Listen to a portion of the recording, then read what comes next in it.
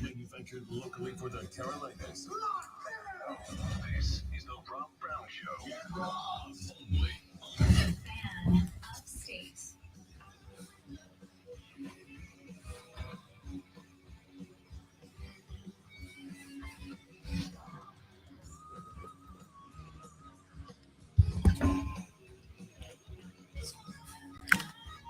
Turn my computer sound on.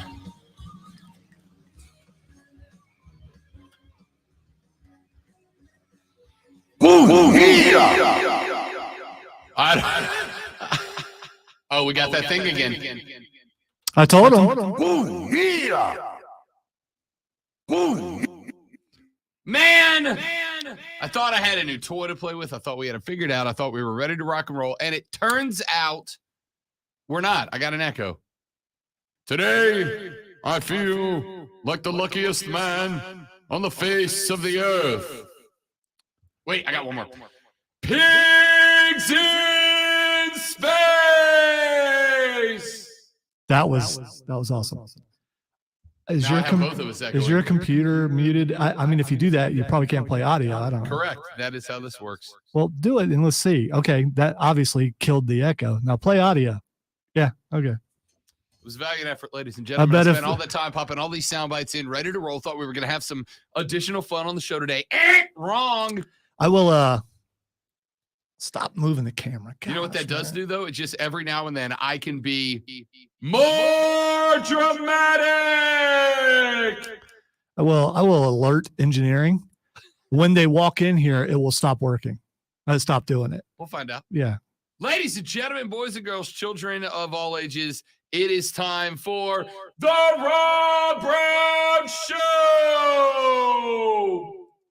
I won't do that anymore. Yeah, I probably will. Yeah, like he'll be doing that forever.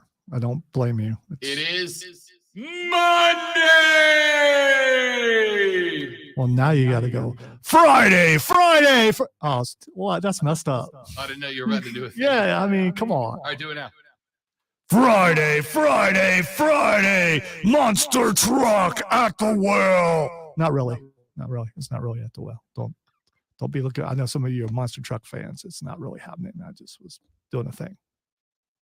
I mean, I took one dumb thing and I turned it into another dumb thing.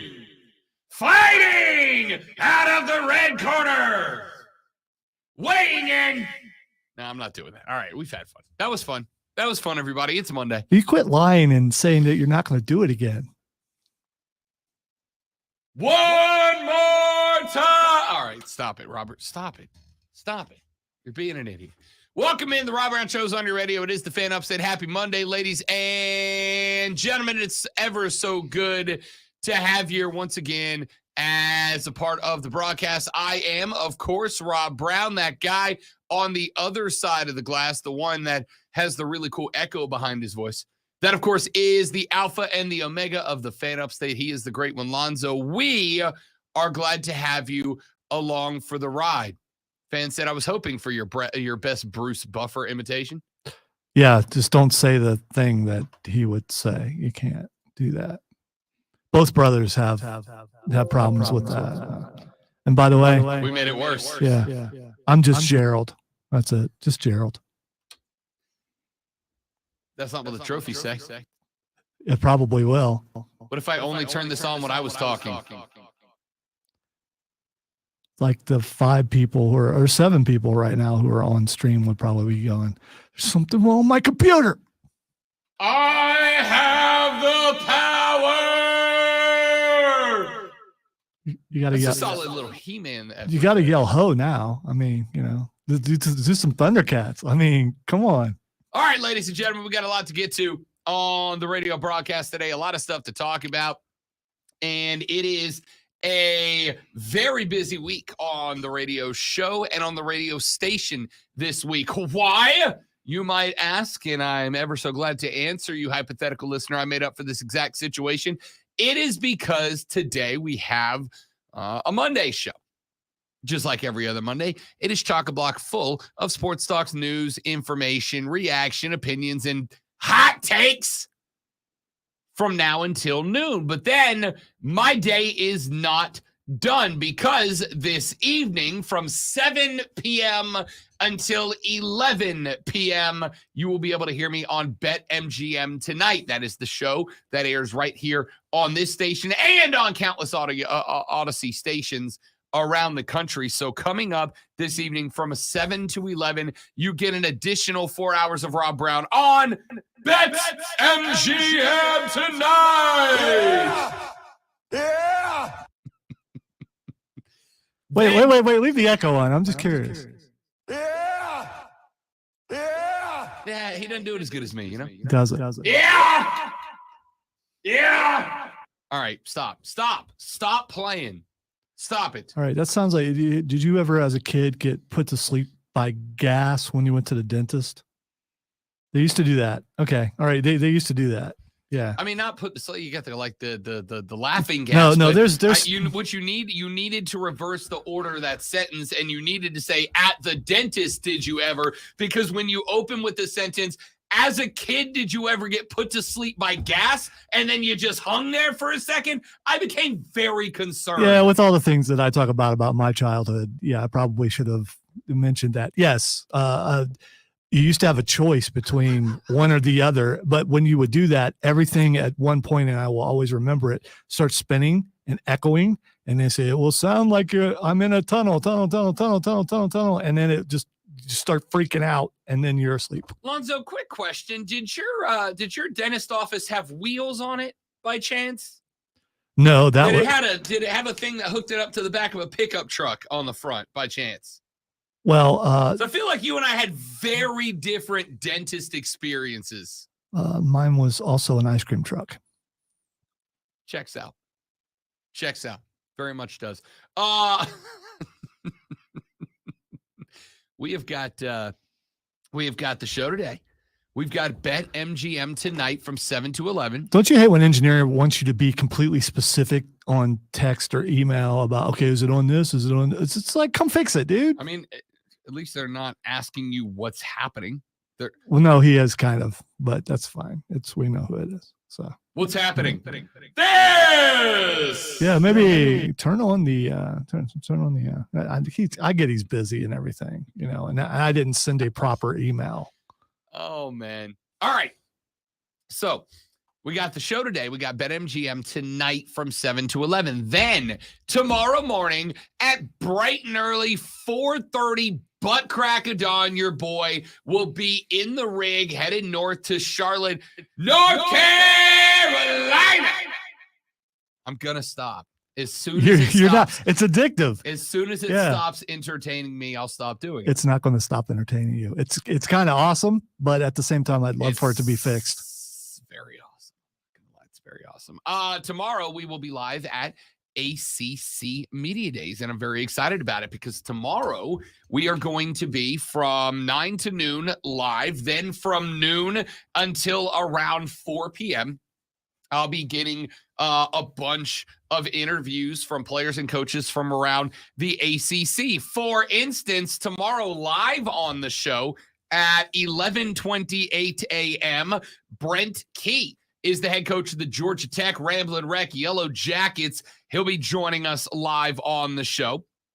Tomorrow afternoon at 1:15, we'll record it, play it back for you the next day. We'll be joined by Dino Babers from Syracuse. Going to be joining us, and we'll have that interview for you the next day. And then we have players from Georgia Tech, Syracuse, and Miami joining us. Then on day 2, we'll be joined live on the show at 11:20 a.m. by Kalen DeLoach, all-ACC linebacker from Florida State University. We'll also be recording later in the day Jacob Monk from Duke, MJ Devonshire from Pitt, and Josh Fuga from Virginia Tech. Then on Thursday, we will be live once again from ACC Media Days. That is the day shared by Clemson, North Carolina, NC State, and Wake Forest. And on that day, we will be interviewing, amongst others, Dabo Sweeney and Cade Klubnik. And we will have that for you on Friday when I am back in the saddle again. Wait. Hang on. Wait for it. I'm back! I'm back in the saddle again. Why did it get worse? Okay, stop. It's the Stop it. treble. It's the treble. You went higher, and it makes the echo a little bit painful. For some I'm all people. about that bass. All about that. Okay, stop, Rob. Jeez, Louise, you're. You know, I can stop you. I just turn it off over here, and then you can't do You're it having too anymore. much fun watching me freak out about not being able to stop doing. I am taking joy in your joy. That's all. Yeah. All right, stop. I'm also curious Seriously. at what point do I get that text going? Make him stop. Make him stop. All right. So we got all that plus BetMGM tonight, 7 to 11. BetMGM tomorrow night, 7 to 11. I am very excited because, Lonzo, I am probably going to aggravate not one, but two people tomorrow because tomorrow maybe, possibly, potentially, theoretically marks the return of ACC Karen. Oh, don't you wish you had this effect for down there? I mean, just maybe you can pick up like a Mr. Microphone. Do they still make those? Find out. Somebody's calling you to tell me to shut the hell up. Watch. And then BetMGM tonight on Tuesday from 7 to 11, which I will be, of course, doing live from my hotel room in Charlotte. Hence the other person I'm going to aggravate because I have no doubt that while ACC Karen is going to show up tomorrow to tell me to shut the hell up, I also have no doubt that I'm going to get a, yes, sir. We have hotel patrons complaining about the amount of noise coming from your room. And I'm going to go, oh, I'm sorry, what patrons? And they're going to go, sir, all of them? The whole hotel. The entire hotel is called the front desk to complain about you, sir. So we'll see how that goes. But that is going to be from 7 till 11, both tomorrow night and tonight. Actually, you know what I theoretically could do? I could go back to the hotel and do that from the floor of ACC Media Days in a wide open, empty ballroom. You should do that. Also, engineering is asking, well, did he do, that thing is still coming over and, just checking? Did he push the button? I pushed this button. Yeah, he pushed that button. Stop it. Stop it. I guess I'll have to go through proper channels. I can do that. Ken, don't want to. Texter said Ray now thinks his radio is broken and is driving around looking for a Radio Shack. Maybe. Hey, right. don't you be dissing Radio Shack. I miss Radio Shack, man. Rob does too. Come on. When you need that little adapter or something, instead you have to end up going to Walmart or someplace like that, looking for it, and you can't find it. But you knew that it would be at Radio Shack. You're not wrong. You're not wrong. In my early radio days, Radio Shack came in very clutch for me very frequently. Yeah, it's the where are you going? Radio Shack. Do Yeah. you need something? No, I just want to go to Radio Shack because I just want to look around and see. There's probably something there that I probably want. Well, so you got stores now like Best Buy, and Best Buy eats up parts of my paycheck. I'm not gonna lie. Which Best Buy is just a better Radio Shack, right? It's just a bigger, better. Like, I know people complain about some of the stores we've lost, but Radio Shack's just Best Buy now. I love Best Buy, but it's not. Radio Shack had it's more mom and pop. It was intimate. It was a smaller store, and it's way too much stuff crammed into it to the point where you felt like, how can they get all this stuff in this building? And there's nothing Lonzo loves more than being intimate, ladies and gentlemen. Hey, ladies, how you doing? Wait. How you doing, ladies? No, it doesn't work. Yeah. It doesn't work. It's a good thought. All right. That was multiverse me. That means you get a lot more of me. Texter said, stop playing with it, Rob. You're going to break it. I already had. That's why it sounds. I'm not going to play with it. Yes, stop it. I'm not going to play with it anymore. Yes, stop it. I'm not going to play with it anymore. Yes, stop it. I might as well be the catchphrase of the show, I think. It is a catchphrase for Weenus and Pitts. The Weenus and Pitts Show. All right, seriously, stop, dude. Knock it off. You're not going to get Knock it off. You're not going to get awesome radio like this in the afternoon. That's all I'm saying. It's the highbrow maturity of the show that I think keeps people coming back for more. Yeah, you get smiles here, and we're both in big boxes. It's amazing. Text said, is Lonzo heading to Adam and Eve with the Rise guys tonight?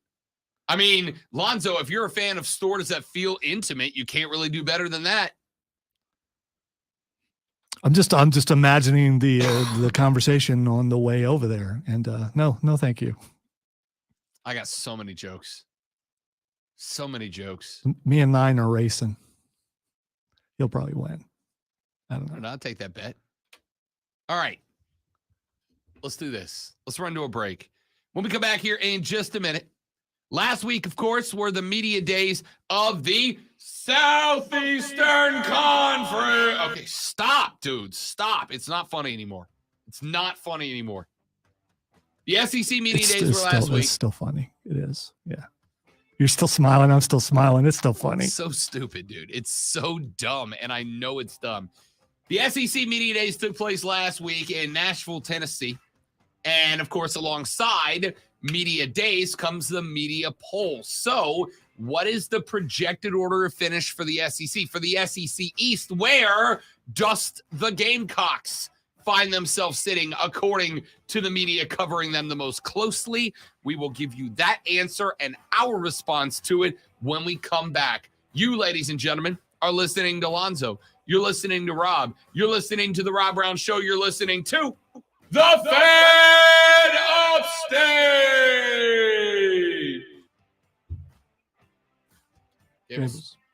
All right, guys, got a live read right here. Stay right there. We'll be right back.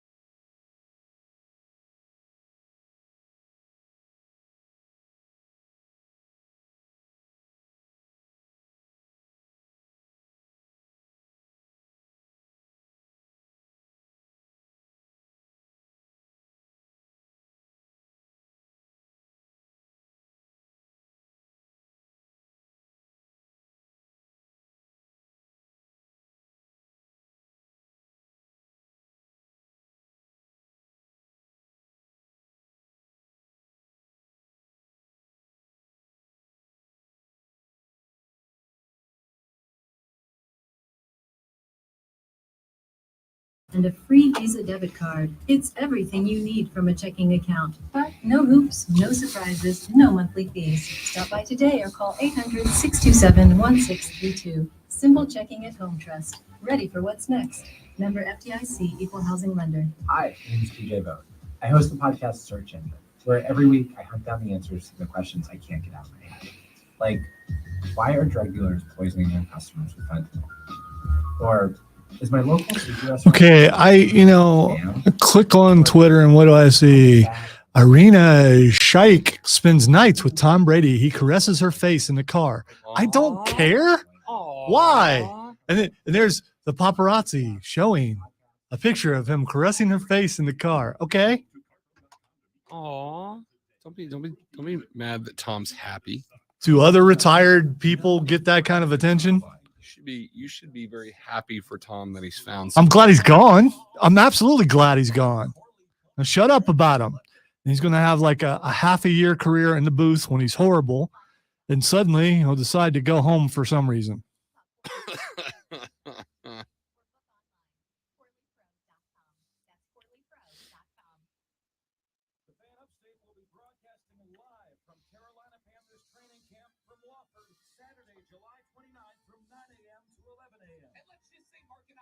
Okay. I know that we've had some discussion with this in the past. I'm not calling Twitter X. It's not. I'm not calling it X. I'm not sending out X's. I'm not calling it X. I'm just not. Okay. Thank you. He rebranded it as X. Yeah, I know. I'm not calling it X. I know. I don't care like you do. And it's just. I just need it known. I know we've butted heads. This has nothing to do with politics. I'm not calling Twitter X. It took me years to get over calling it Twitter and calling them tweets. It took me years to accept that. I'm like, we're going with Twitter. That's the name. And finally, it just became ingrained in the American lexicon. And now he wants us to call it X. Just X. Hey, Rob, just X. You know why it's gone, right? Do you know why it's gone? Why does it change? And drive the no. Here's the reason why it's gone: because birds aren't real. Birds aren't real. Government drones. Ladies and gentlemen, welcome back to the Rob Brown Show. This is the Fan Upstate. So glad to have you. Appreciate it. Want to say welcome to the Ayatollah of rock and roll. Said he got the chance to meet me at the Drive game this weekend, and this is what I tell people: if you come up and talk to me, wait, Chris Jericho is the one and the same. Okay, cool. If you come up and say hi to me at a game, at an event, the rule is you now have to text the show. You have to become a part of the Armada. You've got to text, you've got to tweet, you got to check in on the stream, you got to call in, and he did. So what's up, big dog? Welcome in. Good to have you. Good to meet you. Actually, I'll tell you something really cool that happened Saturday. Lonzo at the Drive game. Saturday, the Drive did the Copa de Baseball, which is their celebration of the Latin community. Like a good percentage of the guys on the team are from Central and South America and the Caribbean nations. And so they do a couple of times a year. They rebrand as the Ranas del Rio, the Frogs of the River, right? And they do a Latin American celebration. And so there was a young lady in the press box before the game started, and she walks up and she goes, are you Rob? And I said, yeah. She goes, are you the one that plays the drums at the Triumph game? I said, yes, ma'am. She goes, so you're the one that has a radio show. And I said, weird that that's the order that mattered to you. But yes, that is correct. One and the same. And she told me that her husband is an immigrant from Central America who listens to the show every day. She said he uses our show, Lonzo, to catch up on lingo vernacular. He's like, so he listens to the show, listens to what we say, and then learns not English, but like colloquialisms from the show that he'll go to her and be like, Rob said this, Lonzo said this, what does it mean? And she'll kind of give him the translation in Spanish. I thought that's freaking awesome. Why you want to put that pressure on us now? Don't blow it. Because now you don't want to talk like me. You probably don't want to talk like Rob either. Do better. Yeah. Trust me, do better. I mean, oh, well, okay. The SE season, SE season, y'all, it's SE season. You're still What stuck on the happened? you're still stuck on the X thing. I really So am. you keep looking up in hung that up on left that. corner, and there's no bird. Where's my bird? There's no bird. I want It's my just- bird. That's not my I bird. want my bird. Yes. The SEC preseason media poll is out, ladies and gentlemen, and I don't mean to shock you. I do not mean to alarm you. Everybody make sure that your socks are securely fastened so that they aren't blown off by the fact. Wait. You can't use that. You can't. Why? That socks thing. It's overused somewhere else. I mean, you got to come up with someone owns that. I'm surprised they don't have a patent or something on it. Ladies and gentlemen, make sure there are no feathers around you that may knock you over at this news. All right, that doesn't work. You're right, but there's got to be. I can. You think about it. Let me know what you come up with. I'll go to the thesaurus. The Georgia Bulldogs are expected to win this year's Southeastern Conference. No big shock there. The back-to-back national champion Bulldogs received out of a possible 291 first-place votes from the Southeastern Conference media, 181 of them. Alabama got the second most votes to win the conference at 62.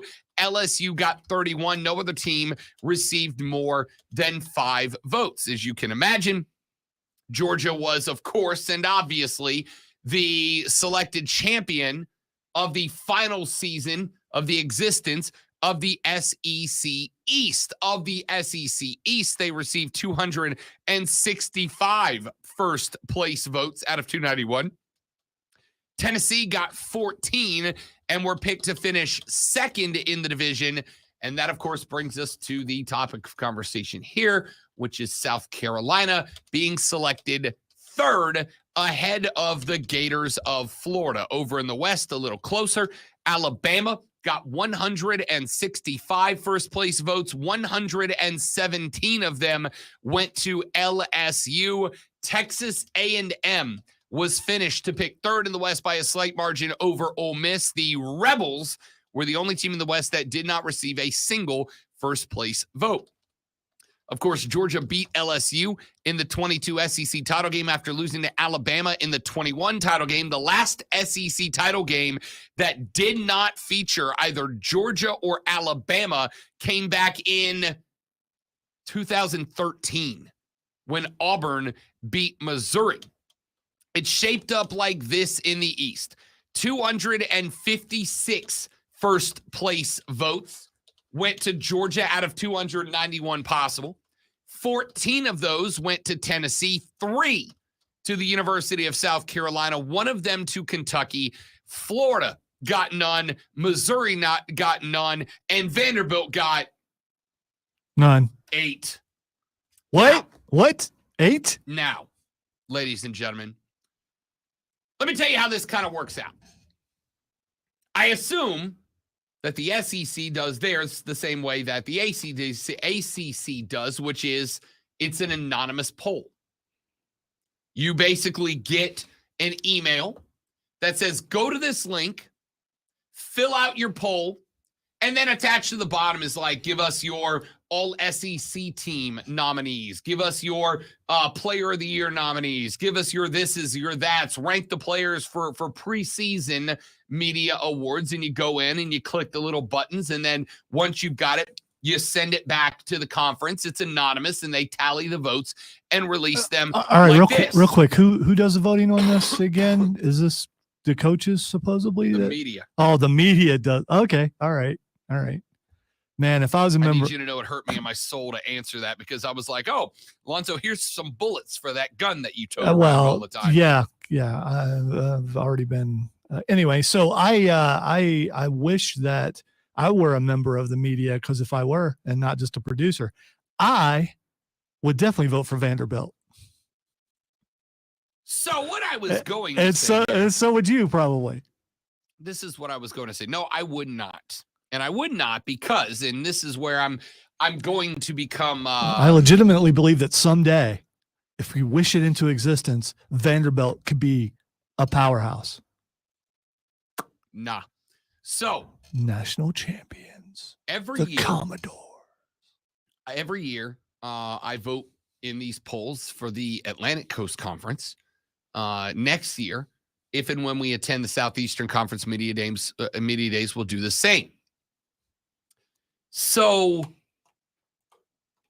I am now officially on board with the belief that these polls have got to be made public, right? Like these should not be done anonymously in a year. And anybody, there are 8 media representatives who flew or drove to Nashville, Tennessee, and asked to be taken seriously, right? Now, I'm not saying you can't go and have some fun. Of course, not all of us take ourselves overwhelmingly seriously. Some of us are idiots. But By the way, if you get a chance, go to Offsides and click on their stuff and get their clip. That's really important to them because they want 100,000 podcast downloads. So help them out because they really need that. Yeah. It's some kind of it's a big deal. So do that. please do. It was just posted on Twitter, so You it can must go be to pretty important. thefanupstate.com and download pods from both shows. All the shows all day long. So there are 8 media members who asked to be taken seriously. There are 8 media members who asked to be called legitimate media members who went to Nashville, Tennessee, who were asked, hey, please help us rank the Southeastern Conference teams in the projected order of finish. Give us your thoughts, and decided, if I vote Vanderbilt, I can go home on the radio and tell everybody how hilarious I am. All right, so you're offended as a media member that someone would make light of this situation because you take your job very seriously. Obviously, Yes, as you can tell. for the last half hour, you can tell how seriously he takes his job. So Very seriously. Stop doing it. Stop it. you're not going to stop till they fix it. I think you're being way too serious with this for sure. Sure, I can fix it. I'll just do that. Actually, that was an accident. I didn't mean to push it that time. Okay, all right. So Wait, did you take it away from me? no, I You gave it back. Leave it. I can't do that because I'm Don't steal my joy, Lonzo. I'm just a producer. I got to do what the talent says. Listen. Why are you offended, dude? I mean, these things mean what? What do they mean? They mean nothing. If you know something means nothing, why not have fun with it? I'll tell you why. And if I were the one who did it and someone found out, I would talk to them for about 25 minutes about why I did it and be completely serious the entire time, to the point where that person would never ask me a question again. I'll tell you why. Because of you. Because of you, right? Because at some point in the next anywhere from 5 minutes to 5 days, we're going to have a discussion. And that discussion is going to turn sideways. And at some point, you are going to go, the media, yeehaw, just like that.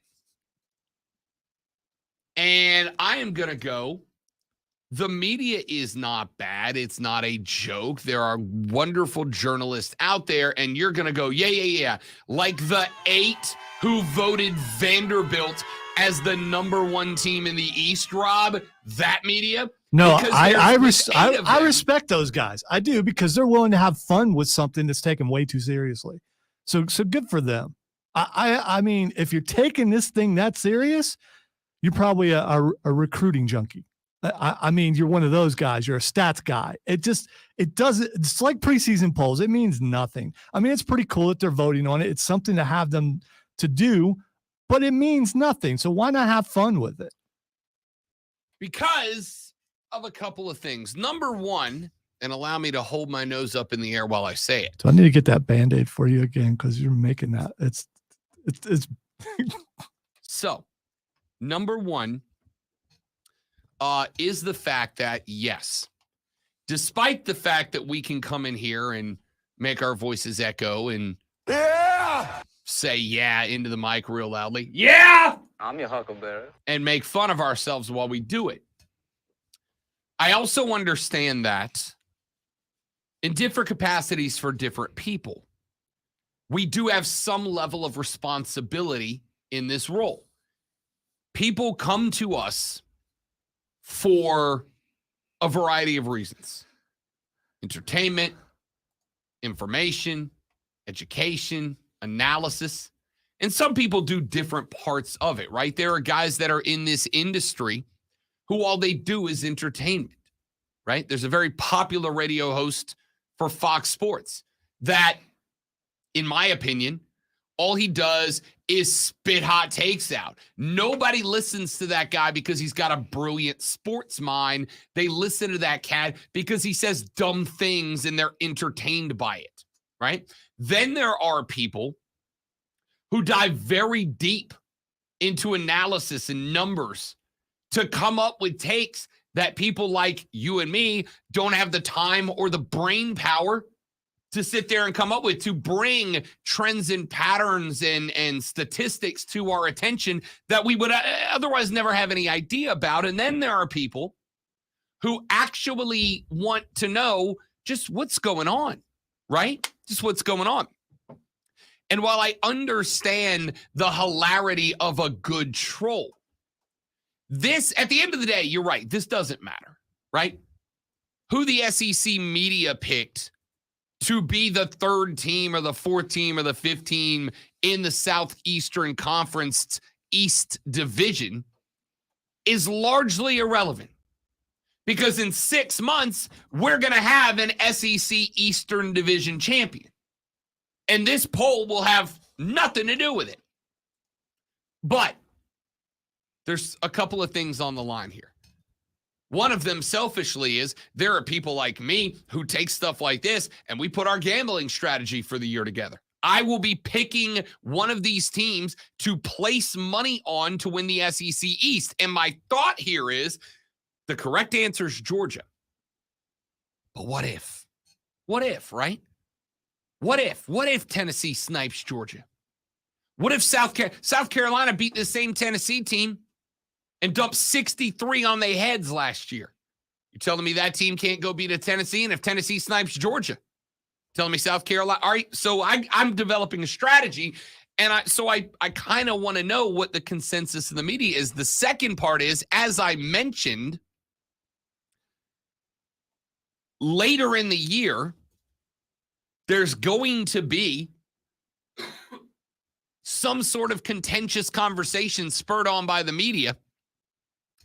And there's going to be some journalist who actually does a good job and tries and gets real information and doesn't slant it to fit a narrative, but instead prepares it and presents it for the well-being of sports fans. And some goob's not going to like it, and they're going to go, well, the media's bad. I'm going to go, no, they're not. The majority of the media are hardworking people trying their best to sniff out information and present it to you. And you're going to go, yeah, but Rob, what about the 8 people who voted Vanderbilt as number 1 in the East? And then I'm going to have to go, yeah, but not those media guys. Texas said, gotta side with Rob on the poll voting. There are a lot of people that wish they could have a vote, and these jokers are bleeping all over that privilege. I'm not commenting now because I will make it less serious. So yeah. We take ourselves very seriously here, because you're when you're in defense of the media, you go into a different mode, and it scares me. So I'm going to sit over here and I'm going to be quiet. Do you want to say the media with echo on? Will that make you feel better? No. I just the eye thing. There it is. There it is. That scares me. The media. Okay. Now, when people hear media, they think it's more sinister sounding than that. That sounded fun. The media. There it is. Needs some sort of satanic thing behind it. Because that's all the media. No, and maybe, listen, maybe this is a personal thing, right? Like maybe it is personal. Maybe because I am in, wait. Maybe it's because I'm in big media.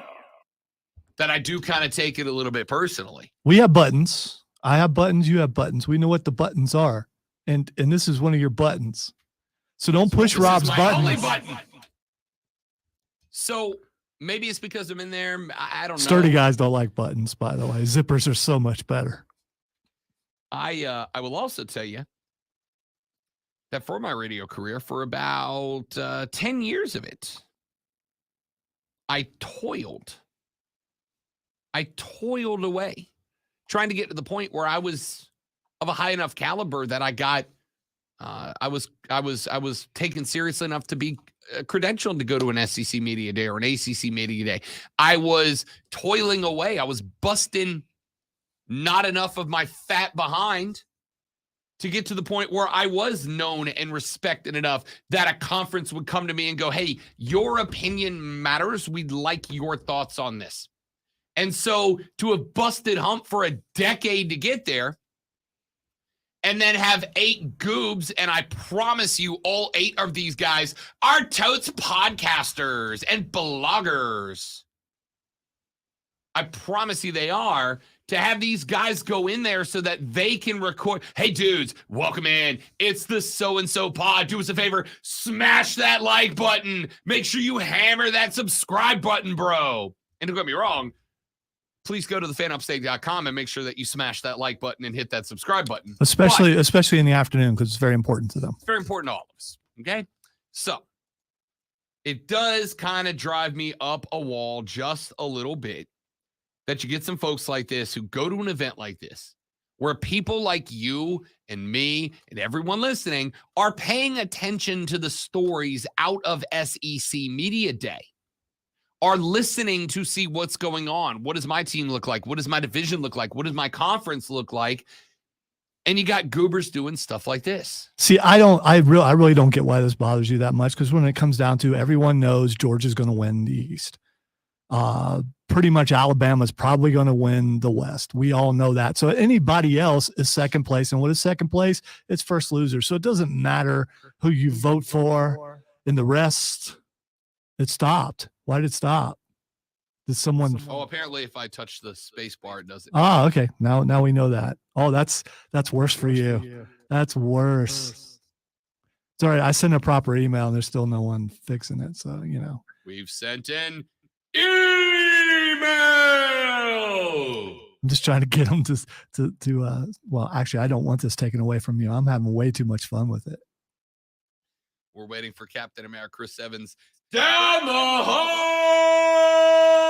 So, serious question for you. Why does it matter who they pick 2 through however many? Why does that matter? Okay. Because did they get? I guess I didn't just spend a segment explaining it well enough. No. I kind of heard all of that, but I disagree. I think you're taking it too serious. Okay, let me try. There's one winner on each side. There's an ultimate winner. Everybody else is a loser. That's just how how it works. It just does in sports. There's a winner. Everybody else is a loser. They come back next year and they try to be that winner.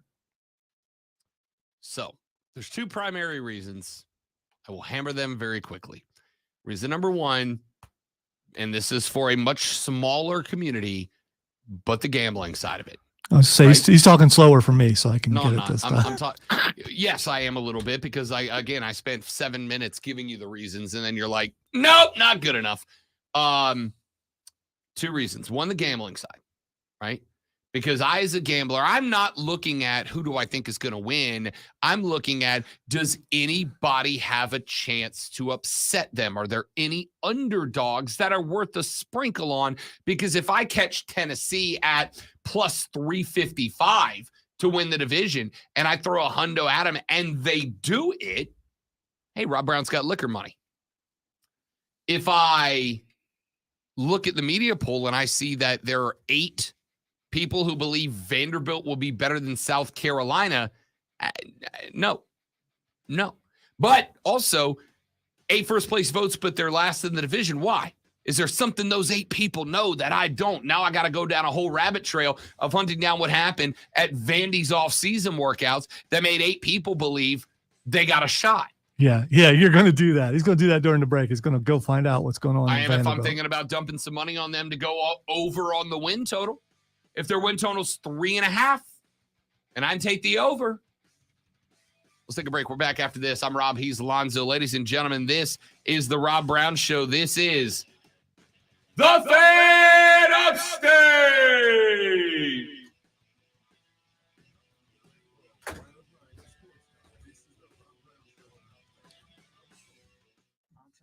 At this point, it's not going to be our email that gets engineering down here. It's going to be the emails of everybody else going, please make Rob stop. No, it's fun. They're not going to email and complain about that. Ray might. Ray's probably already blocked, though. So, I mean, you know. On the text line, I don't block anybody. We know somebody who will, though.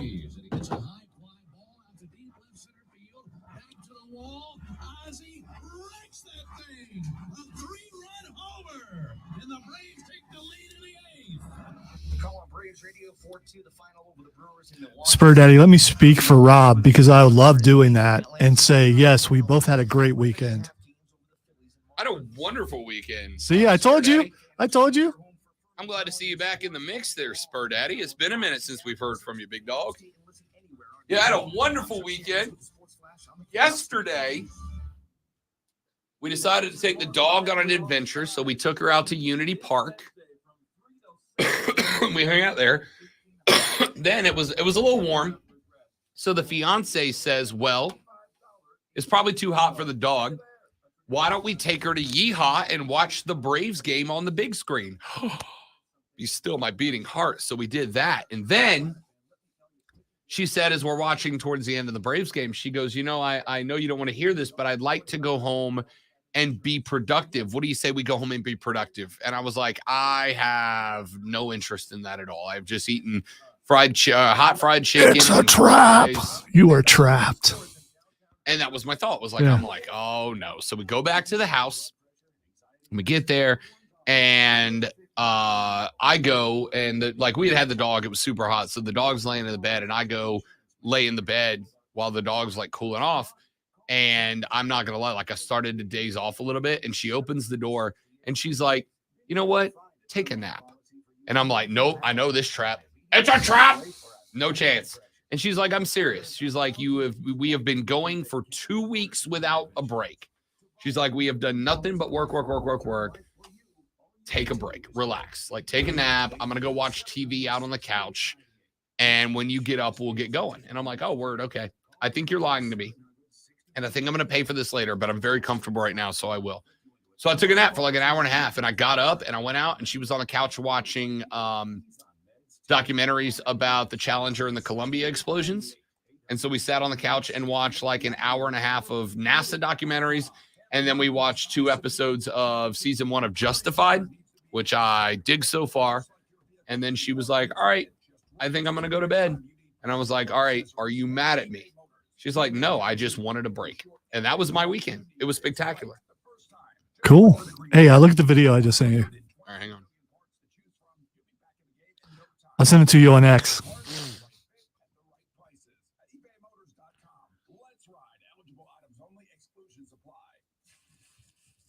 Help clear away classroom bacteria. Kill 99.9% of germs and first-day jitters. Disinfect desks. Get rid of sticky surfaces. And sanitize the room. For less obstacles and more studying. When you get to a clean slate, the possibilities are endless. Did you watch it? Am I about to watch somebody's bones break? No. Always use products as directed. Dude. Okay. Yeah, so I'm not the bone breaking thing. I don't ever want to watch that. So that's not, but that. He straight up did the Triple H.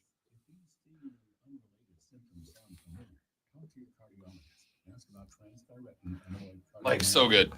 How do you think that would feel to get done like that?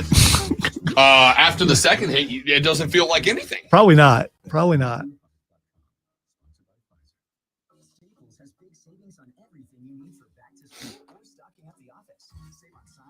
See, I guess I'm okay with that showing up on my feed as opposed to all the dogs and the kittens and all that stuff. I shouldn't have said it because now I said dogs and kittens and it will show up. But, you know.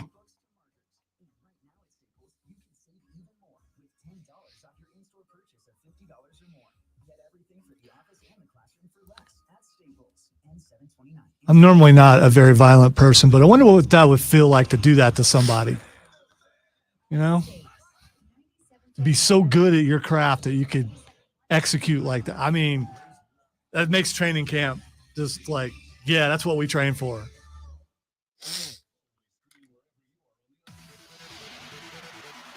Already coming to the end of hour number 1, ladies and gentlemen. We're just that good. We're just that much fun. South Carolina checks in 3rd in the SEC East, according to the media. They get 2 more votes than 4th place Kentucky. They get 3 more than Florida and Mizzou, who got none. They get 5 less than Vanderbilt. So that's the thing we've been talking about. Now, we won't hammer on that anymore. What I am going to say is I think this is fair.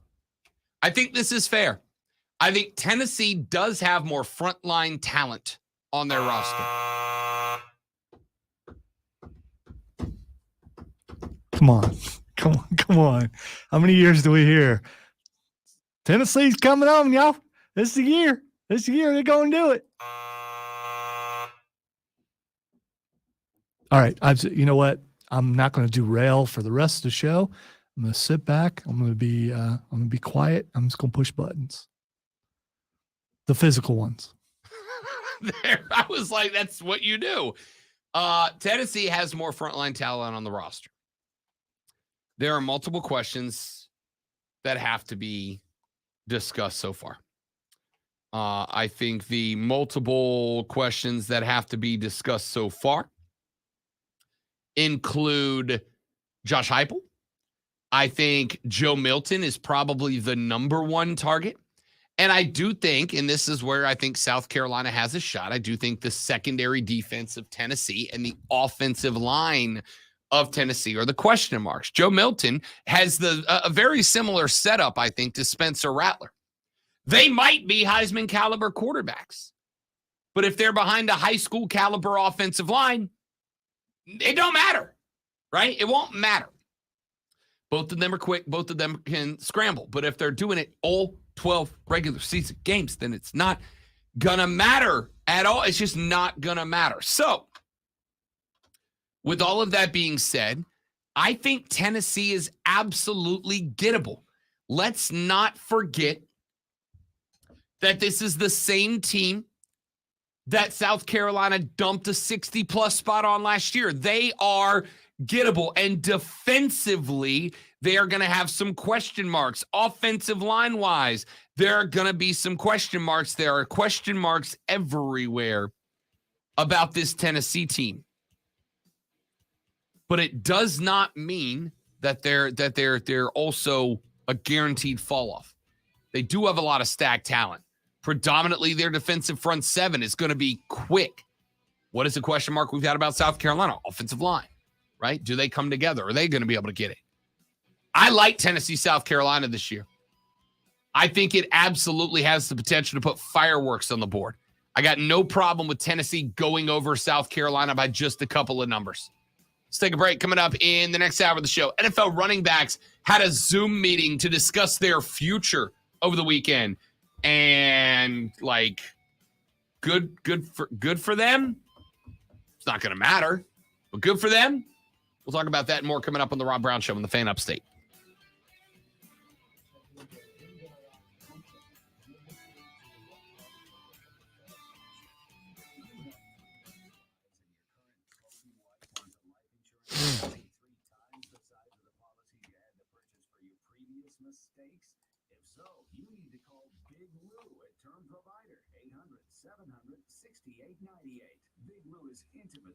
Wow. If you're 50 or 60 years old and in reasonably good health, a $1 million policy should only cost about $100 to $200 per month. Big Lou may have a solution for your previous policies as well. You may even save enough money to lighten the load on your new $1 million policy. Remember, call Big Lou. He's like you, except He's only on number 2. Call Term Provider at 800-700-6898. That's 800-700-6898 for $1 million in term life insurance. At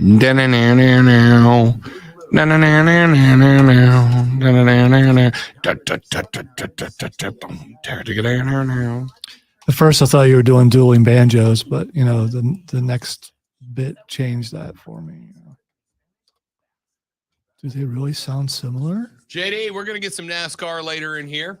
Good race at Pocono yesterday. Got to watch a little bit of it. Enjoyed it. I'm not going to disagree with that either, Trey. That's why I said I think up front defensively is going to be their strength. Offensive line's a question mark. You said what? 2 wide receivers in the draft? New quarterback, question mark. So there's a lot that has to be accounted for. I'm not disagreeing with that at all.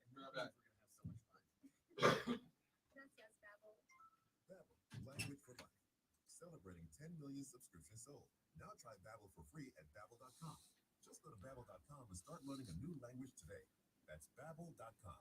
Babbel.com. There's nothing worse than coming home from a hot day to find out that your AC unit isn't working. When this happens, you need an HVAC company you can trust. A company like Priority Heating and Air. Their HVAC specialist will give your system a thorough checkup. And if you need a new unit, Priority Heating and Air is a proud distributor of the Coleman line of HVAC systems. So keep your family or business cool this summer and give Priority Heating and Air a call today at 591-1847 or find them online at PriorityHeatingandAirHVAC.com. Priority Heating and Air. This is Assistant Chief Melissa Woods with the Fountain Inn Police Department. Join us at the free Elio Santa Christmas in July car show this Saturday from 5 to 9:30 p.m. at Trailblazer Farm Travelers Rest. Drop off a new unwrapped toy at the event for families in need, and all the details at eliosanta.com. At Fisher Investments, our clients know we have their backs. How do your clients know that? Because Fisher Investments is a fiduciary, the highest standard for a financial advisor. It means we're there for our clients and always put their interests first. So wait, you do it because you have to? No, we do it because it's the right thing to do. Our clients trust us with their retirement savings, and we know how important that responsibility is. So we take the time to really get to know them. Get to know them how? We make sure we understand their unique goals, finances, health, family, and lifestyle, so we can take I don't know, Steven. Nick Cage didn't look too bad in the thing because he's Nick Cage.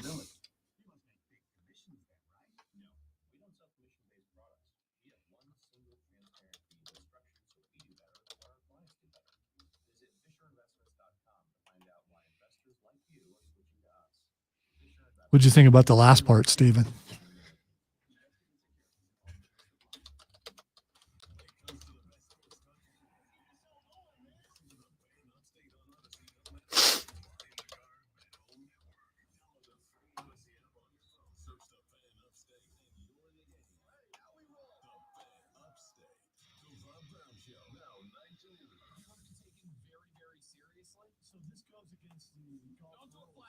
So you're just offended by flash mobs in general. Yes. It has nothing to do with it being a Yes.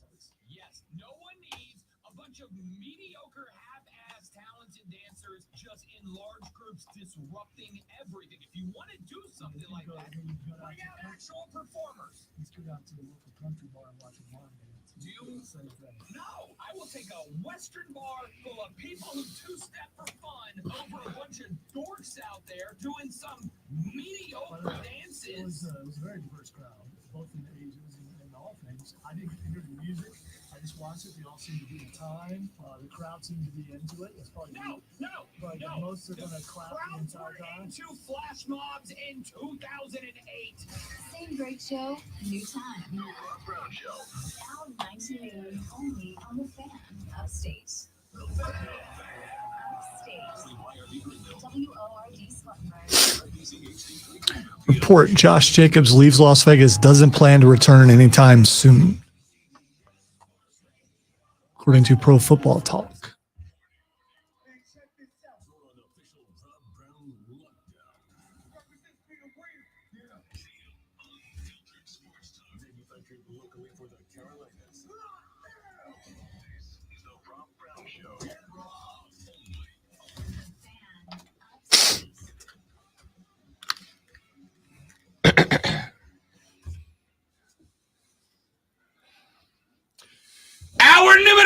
to the Rob Brown Show goes now, ladies and gentlemen. This is the Fan Upstate. Welcome back. Ever so glad to have you all along for the ride. I am Rob Brown, the great one, Lonzo. Wait.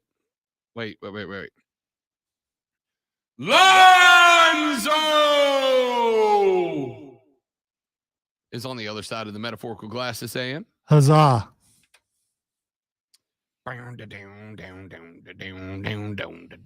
We got a huzzah. It's the enthusiasm. It's the passion that keeps us coming back for more, ladies and gentlemen. It really is. A lot to get into in this hour of the radio broadcast, and let us go ahead and begin with the discussion about running backs around. Wait, I can do it for that too. Where's my mouse? Where'd it go? I wish I just had a simple button for this.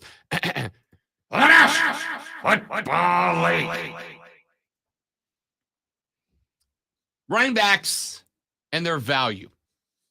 Running backs are undervalued if you ask running backs. I think they're undervalued. I told you last week they're going on strike. It's going to happen. And then suddenly they have a meeting. The union's involved. Can we have the NFL without a running back? And if you move someone to the running back position, do you have to pay all the running backs that are not there? Here's what's interesting. Are you a scab if you're a receiver and you move to a running back? No, it's a genuine question, right? Because this is the thought that I had.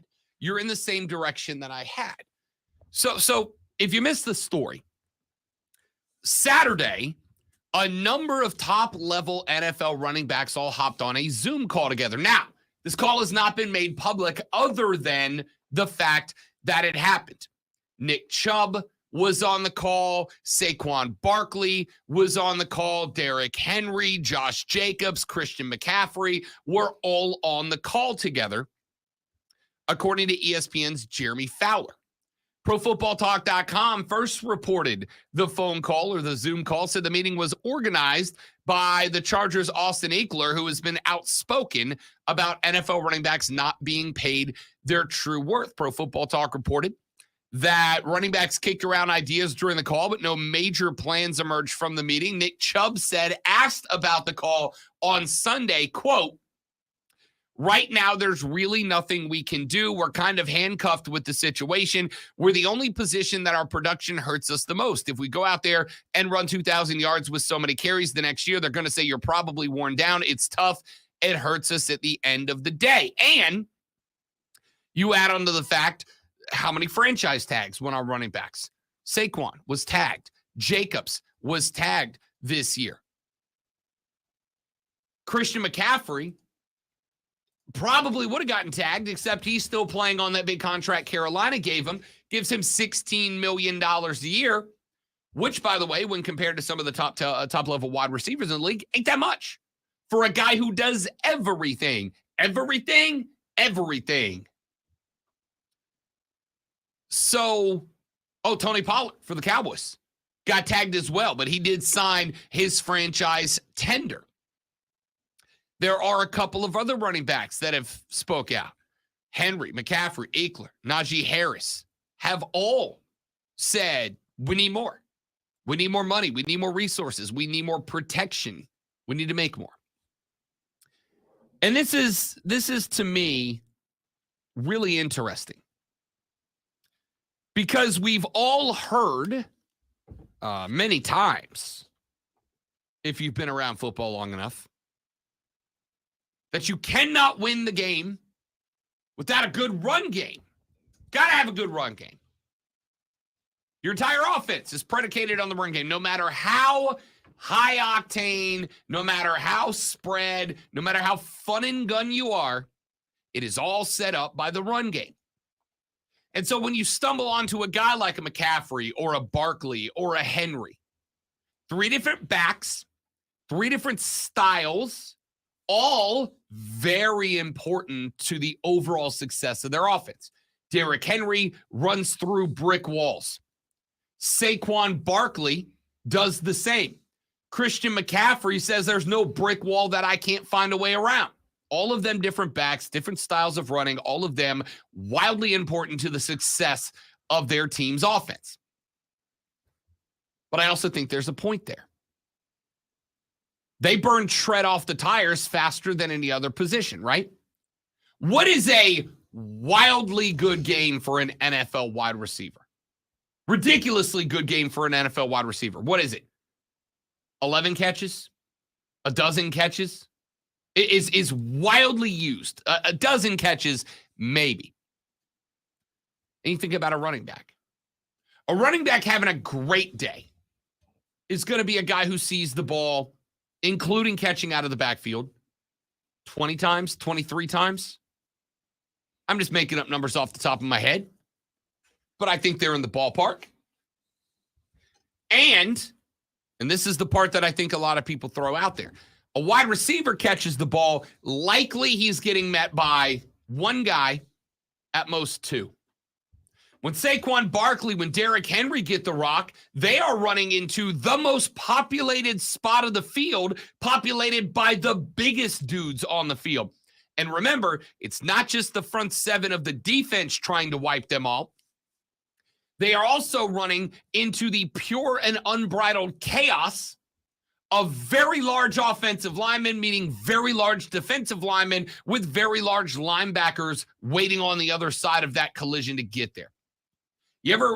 Lonzo, you remember Oklahoma drills from back in the day? Yes. 2 dummies on the ground, an offensive lineman, a defensive lineman, and a linebacker. As a running back, your job is what? Get past the 2 defenders with the help of your offensive lineman, but you have like 3 yards to do it in. Yeah, and you can't go outside of the pads. You've got to face contact.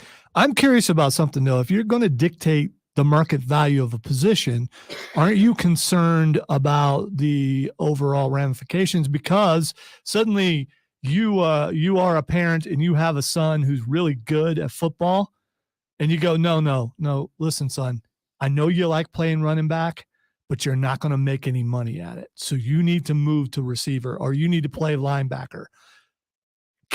Can this hurt overall? I mean, because it's going to filter down. It always does from the NFL. And this narrative has been growing and growing and growing about, it's just a running back. It's just a running back. To the point, why would you want to play running back? Especially if you like money, running back is not the way to go, because the NFL has decided that position isn't worth a long-term contract. That position isn't worth paying a lot of money for. So why would you, or your kid who's very talented, why would you want to tell your kid to play running back? So does this lead to less talented running backs? Does this lead to the NFL getting rid of the running game altogether because no one wants to play the position anymore? That's actually very interesting. Now, I'm going to say probably not going to have, not that it's going to have no impact. It very much might, right? I've talked about this with baseball many times. The reason I say Shohei Ohtani is not only the greatest baseball player in the history of the sport itself, but he's the greatest baseball player in the history of the sport itself, and will likely, not definitively, but likely never see another Shohei Ohtani. Why? Because we are specializing players younger and younger. I had a debate about 5-6 years ago with a dad. I was coaching a Little League team, a YMCA Little League team. I was coaching a YMCA Little League team, and I had a guy on my team, a kid on my team. This was a team of, I want to say this was a U15 club, so he was 14. So he's like going to high school, right? Last year of middle school, going to high school. And the kid was like 6'4". He was like taller than me as a almost freshman in high school, taller than me. He was on my team, and at the beginning of the season, one of the things I did was ask every kid, what positions do you want to play? What do you want to get out of this year, right? And this kid told me that he really enjoyed playing the middle infield, shortstop and second base. I said, why? He said it's a position that is a little bit more free, right? So that's where I put him. Like, all right, dude, give it a shot. We'll put you at short. Shortstop traditionally occupied by shorter, faster players that have more lateral range. But this kid at 6'4" wanted to play, so I don't play shortstop. And about 3 games in, I had the kid's dad came up to me, and he's like, put him at first base. I said, why? And he goes, he's 6'4". Put him at first base. That's where he should be. I said, my man, I understand, and I get it. Like, if I was building a roster to go win a title, absolutely, that kid at 6'4" would be a first baseman. Not a question mark, a statement. He would be. I said, but we're not competing for money, dude. Right? We're not competing. If this team wins this league, you are going to throw his trophy away at the end of the year because nobody cares, right? I would rather him walk out of this feeling good about himself as a baseball player. We can specialize him later. This dad went to the Y and forced them to switch this kid playing the position he wanted to play off of my team to another team to a coach who made him play first base. That kid quit baseball by the end of that year, right? We're specializing kids. And I suspect there will be some parents who are raising kids that they very much believe will be an NFLer one day. The amount of parents that I have worked with as a volunteer coach who were just convinced that their kid was special. I got news for you. For 99.9% of y'all, your kid's not special. Athletically, academically, and that's okay. There's nothing wrong with that. So will there be some folks in the future who say, no, son, with your 4.3 40, you're not going to be a running back because running backs are underpaid at the NFL level? I mean, maybe a few. What I'm interested in is this. There have been a couple of players, including Saquon Barkley, who have said that they are considering sitting out this season. They would rather not play than play on a contract that they feel is under what they feel their value is. And see, part of this is I think narrative driven because it's commonplace, and I'm not making fun of the media. I'm just saying it's been picked up about the running game. Is the running back is not that valued in the NFL. And how many times have you heard that on TV shows and radio shows and things like that? Eventually, it's going to get back to the player when you're being constantly put down and told that you don't have the value that you know you have. Eventually, they were going to stand up and do something. I don't know what's going to come of this. Probably nothing. But the moment a running back sits down because they feel like they're injured or something, it's going to come back to this. Oh, he's doing this because he's not making enough money. He's trying to make a stand. And would that go through some of these guys' minds? I believe I saw something where someone said something like that, that, oh, my foot hurts. I guess I'll just have to sit down. This is something that's been not driven by the media, but driven by coaches, I think. And they've been given the idea that running backs don't matter. And eventually, when you feel like you don't matter, well, then you got to do something about it. And is this the beginning of what's going to happen for every position? Because what's the next undervalued position? Well, so you look at quarterback. Every year we have a new quarterback signed as the most lucrative contract in NFL history. Every year we have a wide receiver who gets the highest wide receiver contract in NFL history. Every year we get offensive linemen, defensive linemen, linebackers, and players in the secondary who are the highest paid player in NFL history at their position. And it does not feel, though again, I'm doing most of this off the top of my head, does not feel we really get that with running backs, or at least not to the level that we do with other positions, right?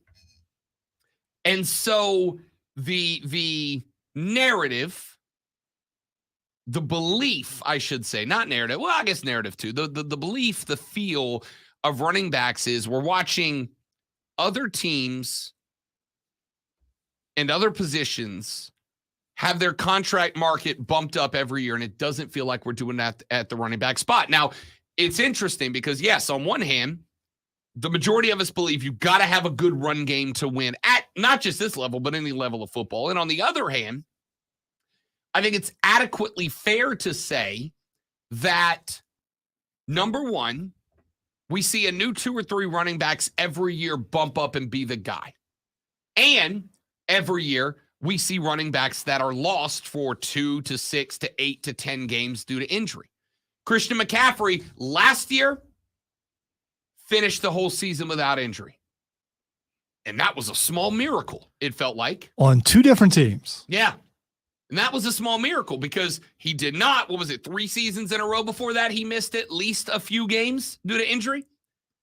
And so you kind of look at that position. Saquon Barkley has missed extensive playing time. Derrick Henry has missed playing time. Dalvin Cook has missed playing time. The list on this all-star list, the list of players who have not missed significant playing time is longer or is shorter than the list of players who have. See, this to me, I think you look at the marketplace and say, this is the highest risk position. And because it's the highest risk position, they should get paid more up front because their bodies are not going to be able to withstand the bigger, faster, stronger that happens every year coming at them. And so at some point, you pay them more up front. And I've also heard and read that Isaiah Pacheco hurts the cause for everybody because he was a later round pick. Sure. And he came in and he dominated. But look at what team he was on. He wasn't the focal point. I would also, first off. By the way, he's an awesome running back. He is. Yeah. But I would also argue that if I was a running back and you got to tell me who I was playing behind, you're damn right I want Patrick Mahomes up there because he's just as big of a threat to run as I am, right? He is just as big of a threat to run, and so you've got to account for that. But it seems like, and this is the other part of it, every year we have a guy who is drafted in the 5th, 6th, 7th round who shows up and shocks the system, right? I'm going to tell you right now, if Bijan Robinson doesn't tear it the bleep up for Atlanta this year, after being selected, 8th overall, teams are going to stop looking to draft running backs in the first round. This is the guy to prove that it's worth it. Jahmyr Gibbs goes 12th overall to the Lions, a team that desperately needed a running back. Was that the right move? We're going to find out. Kendre Miller goes to New Orleans. That's a 3rd round pick, 8th pick in the 3rd round. That's about where teams seem to start looking for top level running backs. There's a reason for that. It's not a vendetta against running backs. It's not a belief that running backs are overvalued in the league. It is simply a reality that it feels like, ask any fantasy football player this. They're doing the same thing. You find new surprise shock value running backs who step their game up and look good every year. And every year there's 2 or 3 vets who just kind of disappear. And so I can't, like I can with the wide receiver, wrap up a guy in 5 years worth of contracts. If you Carolina wrapped up Christian McCaffrey in a contract, $16 million a year it averages out to. For what Christian McCaffrey turned into, that's a pretty good number. But I would also point out that 2 seasons ago, he missed every game, with the exception, I think, he played week 1, week 2, he played half the game before he got banged up, and then he was out the rest of the year. Now, granted, by the time that McCaffrey could have started working back, we knew the season was toast, so it was kind of pointless. Year before that, 8 games, 6 games, something like that, the year before that?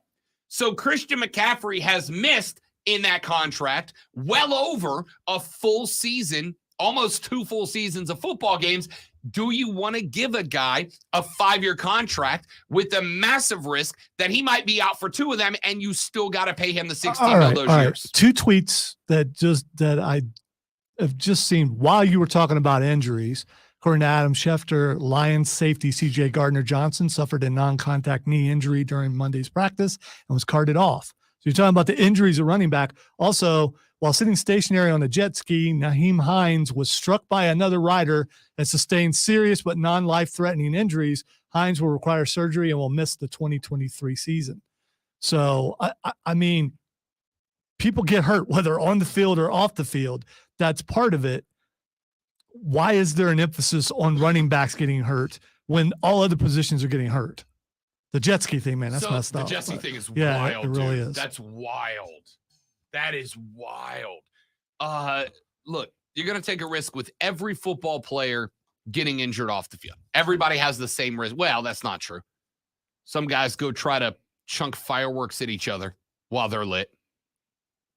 For the most part, every player has the same risk of injury. He came back from that and actually he played had for a friggin' club. Yeah, but, Old Jason. But running backs, again, I think running backs have an elevated chance of injury on the football field. And again, I'm not going to lie. I didn't know it was going to come to this, or I'd have done the research, which I'll do after the show today. But I would suspect that running backs have a higher professional level, a higher percentage level of injuries than other positions. Why? Number one, there is no other position that runs into contact that they do not dictate the contact, right? The majority of contact that running backs take in a game, that contact is dictated unto them. They don't control how they're hitting, the speed they're hitting, the position of their body, and when they get hit. Linebackers do. When a linebacker hits you, he's usually in control of that collision. He sees it coming. He knows where he's going. He knows where you're going. He can line his body up, get the right form, etc. Whereas a running back is taking shots. He doesn't know where they're coming from. He's getting whipped all around the football field. Number two, nobody runs into more dangerous positions than a running back. Again, a wide receiver running down the field is likely going to have one, at most two defensive backs on him. The smallest guys on the field, right? And when they get hit, they're usually getting hit where? From behind or from the side. They're more in control of that than a running back. So I think it's a risk reward. It's a risk reward situation in giving running backs the type of contracts they're looking for. But on the flip side, it does sting for a running back, I am sure, because you are also being asked to do arguably, not definitively, but arguably the most dangerous thing to do on a football field. And by the way, when you're taking all that contact, if you drop the football more than a couple of times, you ain't a running back no more, bro. In fact, you know what you are? You're a former running back, right? So you're being asked to take the most contact from the biggest dudes without dictating the contact. And oh, by the way, if you drop the little egg while you're doing it, you're unemployed. I can see why they would want more money. And as much as it sucks, I can see why NFL teams don't want to give it to him. Now, I'll be interested in if the guys on the tag, Saquon, Josh Jacobs, etc., if they all decide to sit out, if everybody on the tag says, no, I'm not playing under the tag, I'm sitting out, does that accomplish anything? Because you know what the other risk is. Somebody steps in, somebody drafted in the 6th round, and Lonzo, they become Isaiah Pacheco, volume 2.0. And they go, wait a minute, why the hell are we going to give Saquon Barkley a 5-year contract at $17 million a year when we can give an Isaiah Pacheco $6 million a year to turn in what? Slightly less numbers? I believe he only makes like $800,000 a year. Yeah, it's ridiculous. So, yeah. Well, he was what, a 7th round draft pick? 6th, 7th, whatever it was. Point is, he's getting way less money than Saquon, and he just won a Super Bowl. That's why you're not getting that money. So we'll see how it all shakes out. Let's take a break. We'll come back here in just a minute. Lane Kiffin says that college football's in a bad spot. What does it mean? Is he right? We'll break down Lane's comments when we come back. Ladies and gentlemen, this is the Fan Upstate. You're listening to The Rob Brown Show.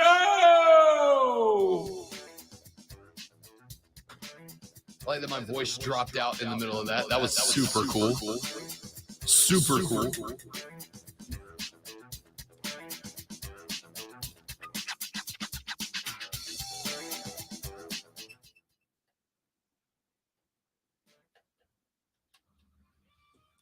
We'll be back in just a moment. Wow.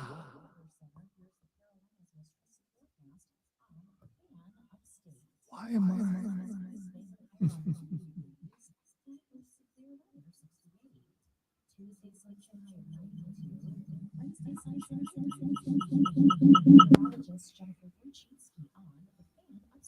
Yes.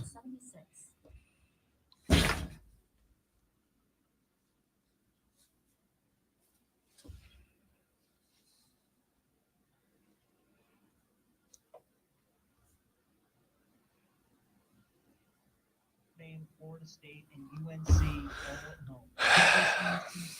All right, things are going awry. I have to take it off for a moment.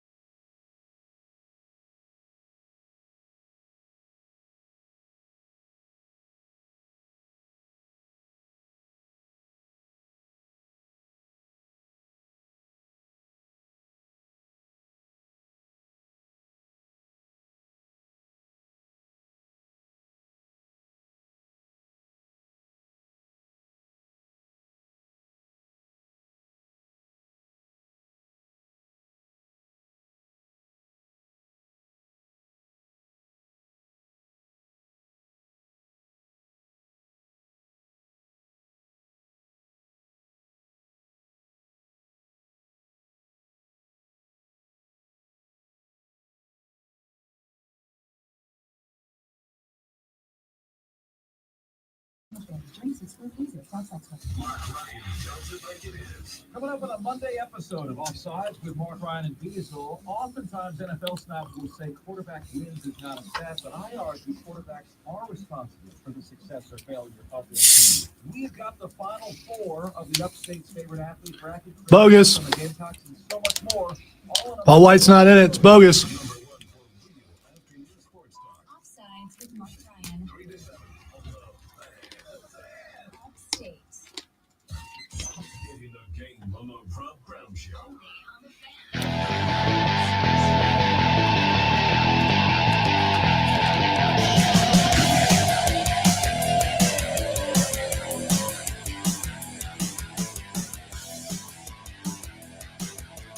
The Rob Brown Show rolls on, ladies and gentlemen. It's the Fan Upstate. Rob and Lonzo and you, 844-326-3663. You can also now shoot us a text on the carpro.com text line. The carpro.com text line is 71307. 71307. Start your text with FAN, F-A-N, FAN, F-A-N. We'll read them on the air. Texture said, why don't they just opt into the tag, then fake an injury the whole season, make the team pay them for nothing all year? I am going to tell you that while I find that idea absolutely hysterical on its surface, if you get multiple doctors from multiple sources saying they're not injured, like it's going to go to litigation, it's going to go to a lawsuit, you'll probably still end up having to pay the money. So I get the concept. But this is one of the reasons that the players union exists, right? And this whole situation, Lonzo suggested it earlier, and I think he's correct, is eventually going to see the Players Association getting involved here, right? Like they're going to step in. I'm pretty sure that they were involved right, in if they haven't already. I'm pretty sure they were involved in a Zoom call. Yeah, probably. Honestly, probably. Like I said, I don't know. We don't know the details of the Zoom call yet, but I would not be shocked to find out that a couple of Players Association reps were involved and on board here. Texas said, pretty sure some of those RBs were making more money than quarterbacks on their rosters. I don't think Barkley was making more than Daniel Jones. Daniel Jones is playing on a 4-year, $25 million contract, all of it guaranteed plus incentives. So, again, I'm not real good at math, but that works out to what, like $6 million a year plus incentives? Actually, Barkley might have been playing for more than DJ. You know, if he was, so I mean, yeah, he was actually 4-year, $31 million. So who do you value more Jones on that team? Who do you value more? I know we're talking about running back value, but who is the guy you count on more? You would count on more. If you had to make a bet and spend a lot of money, who you betting on? You betting on Saquon or you betting on Daniel Jones? I really want to say Saquon Barkley, but I can't say that with full honesty, right? Like I want to say Saquon Barkley, but here's the thing. If you don't have at least a good quarterback, I don't think you can win in the NFL anymore, right? I think you can win in the NFL with a real good quarterback. But I think you got to have a great quarterback to build anything that's more than a 1 or 2 year run. I think you can win without a great running back. I think you got to have a good running back. But I think if you don't have a good or better quarterback, teams can. What was my concern with Carolina this year? Screw Carolina. What's my concern with Atlanta this year with Desmond Ridder, right? Because Bryce Young might end up being a great quarterback. We'll find out. Is will the running back carry the load? Because he's going to have to. If Desmond Ridder is inept with the football, if I'm the DC in New Orleans, Carolina, or Tampa Bay, what am I doing? One-on-one on the outside. However many you got in the box, I'm putting one more defender. I'm taking Bijan Robinson away from you. He is not a toy. Desmond Ridder will have to prove to me that he can beat my guys on the outside 1v1. And I don't think he can. So while I would love to say that if I had to go all in on either Saquon Barkley or Daniel Jones, I think you have to say Danny Dimes is the right answer.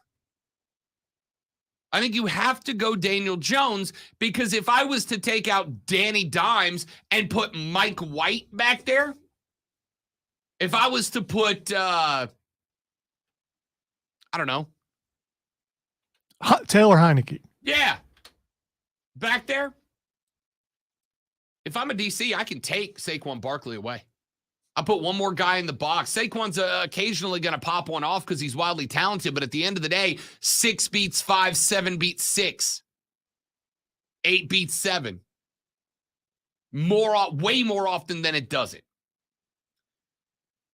If I have a quarterback back there who is adept at the game, not great, adept at the game, I know if he spots his number one target one-on-one on the outside, he's going to deliver the football. I can't go 8v7, 7v6. I can't do it. I've got to account for that on the outside. Now you've got even numbers in the box. It's much more dangerous. So as much as, if you ask me who's more talented at their position, Lonzo, the answer is Saquon Barkley, right? But if you ask me who is more important to the success of the New York Football Giants, I'm sorry to say the answer is Daniel Jones. If Saquon doesn't play, the Giants can still win. It'll be tougher to do, but they can still win. If Danny Dimes doesn't play and Saquon does, the Giants got a problem. Let's see, just because I'm curious. Let's see who's the backup quarterback for the Giants. Lonzo, you want to take a stab at this? I got no freaking clue. Oh, we should have known. He's always the backup. Tyrod Taylor. I was trying to think of his name. I really was. I was just going to say lung puncture. Tyrod Taylor. I mean, because I couldn't remember his name, but yeah. Saquon right now today is backed up by Matt Breida, who had some pretty good opportunities in San Francisco when he got his time there. Eric Gray and Gary Brightwell. I don't know those guys.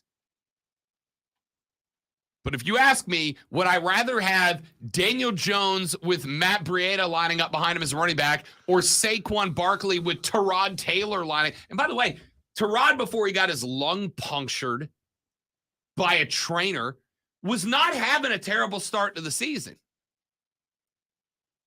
But a quarterback getting start one, a vet quarterback getting start one, usually is going to catch you by surprise because you don't know what's coming. Week 3, try me.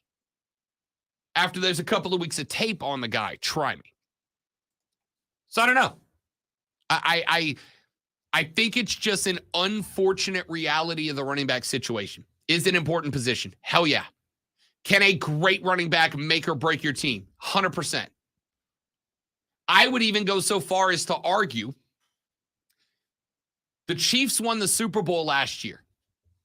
Patrick Mahomes, Travis Kelce, Mecole Hardman, all great players. I make the argument the Chiefs won the Super Bowl last year, Lonzo, because Isaiah Pacheco turned into who he turned into. If you had no running back, if you had a pedestrian or a third-string running back there, the pressure on Mahomes goes up dramatically.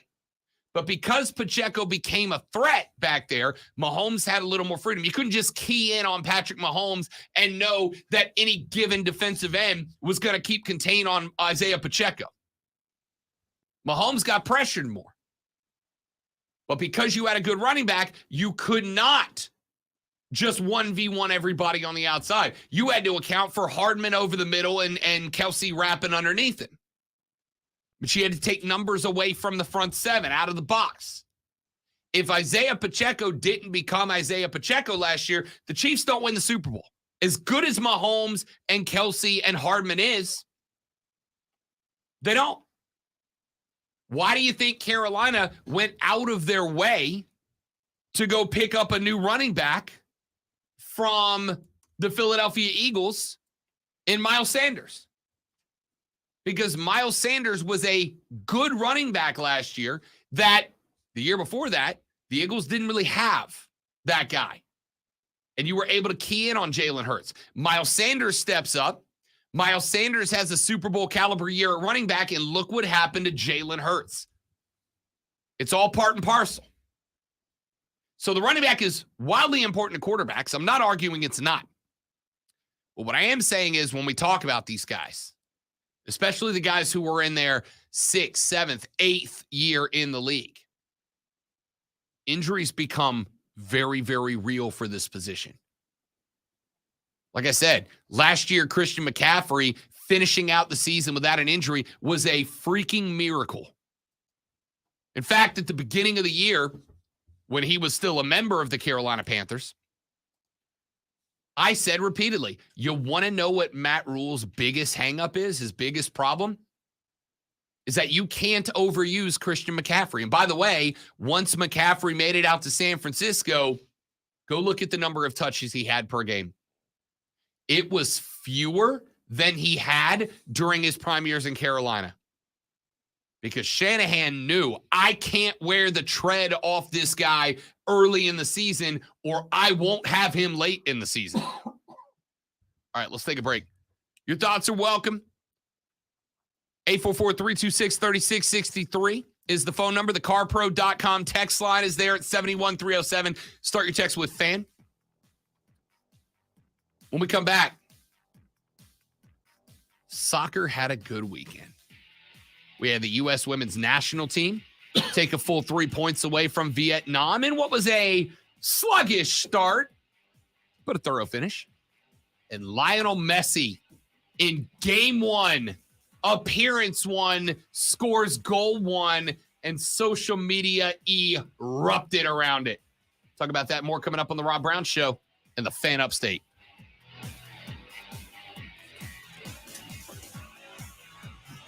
Yes. All right, guys, we'll be back in just a minute. Don't go anywhere.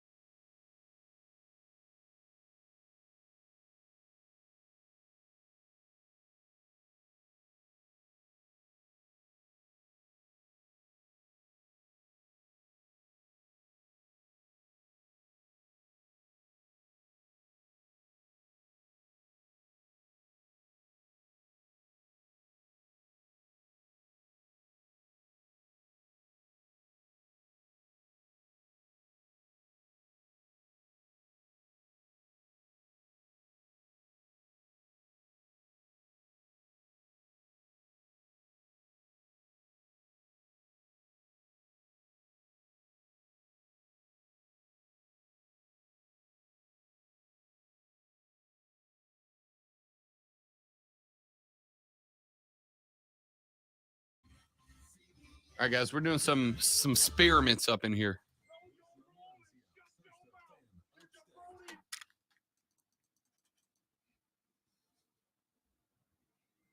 Ladies and gentlemen, boys and girls, children of all ages, welcome back to Rob Brown Show is on your radio. This is the Fan Upstate. This is this fingers crossed. Captain America Chris Evans down the hall came down. He and Lonzo formed the most formidable tag team on the face of the planet. No, he just came in and said push that button. We'll see if it works. I know. I needed it to sound more complicated than Rob's a dummy and forgot to push the button. No, it's my job to be able to figure all things out, and I didn't do it. Just being a board op, I didn't know how to fix it. I don't know. I don't know if I don't quite know how to answer that, to be honest. Yay. Are you really yay? Because it took away your toy, but now you know. No, I know how to bring that back. Yeah, too, you do. Now I got the whole thing put together. Let's not get bogged down with who did what or didn't do what. It's fixed now. Chris fixed it. Says the guy who decided to grab a mic to let everyone know that he fixed it. Yes. Yeah, I didn't say that. You said that. Chris fixed it, y'all. Oh yeah. So now we know this is gonna be bad. Now you know how to do it, though. I do. Thanks, buddy. If you ever want that effect again, just undo that thing I did. The one button. The one button. This whole situation, Lonzo, you know how I describe it? Messy!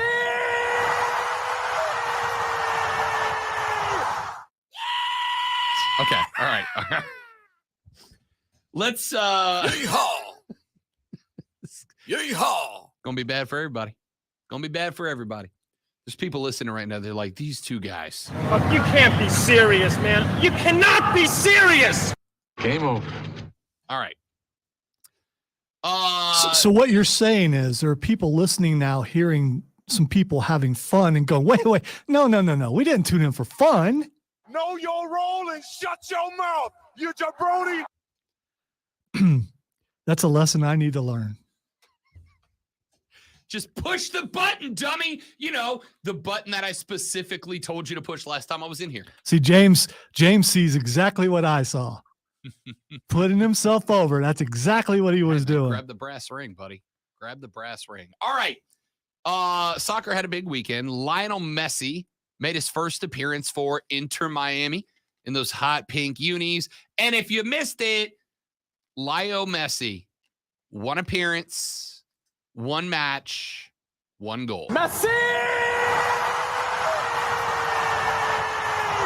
Knocks through a game winner on a free kick, a set piece about 15 yards north of the top of the box, goes left-footed, bends it around the entire line and into the upper left 90, puts Miami up 1-0, gives Miami the full points out of the match. And here's all I'm going to say. For a sport that isn't very popular, allegedly, social media was pretty much dominated by Leo Messi on a night, by the way, in which the U.S. women's national team also went and got a full 3 points in the opening game of the 2023 FIFA Women's World Cup.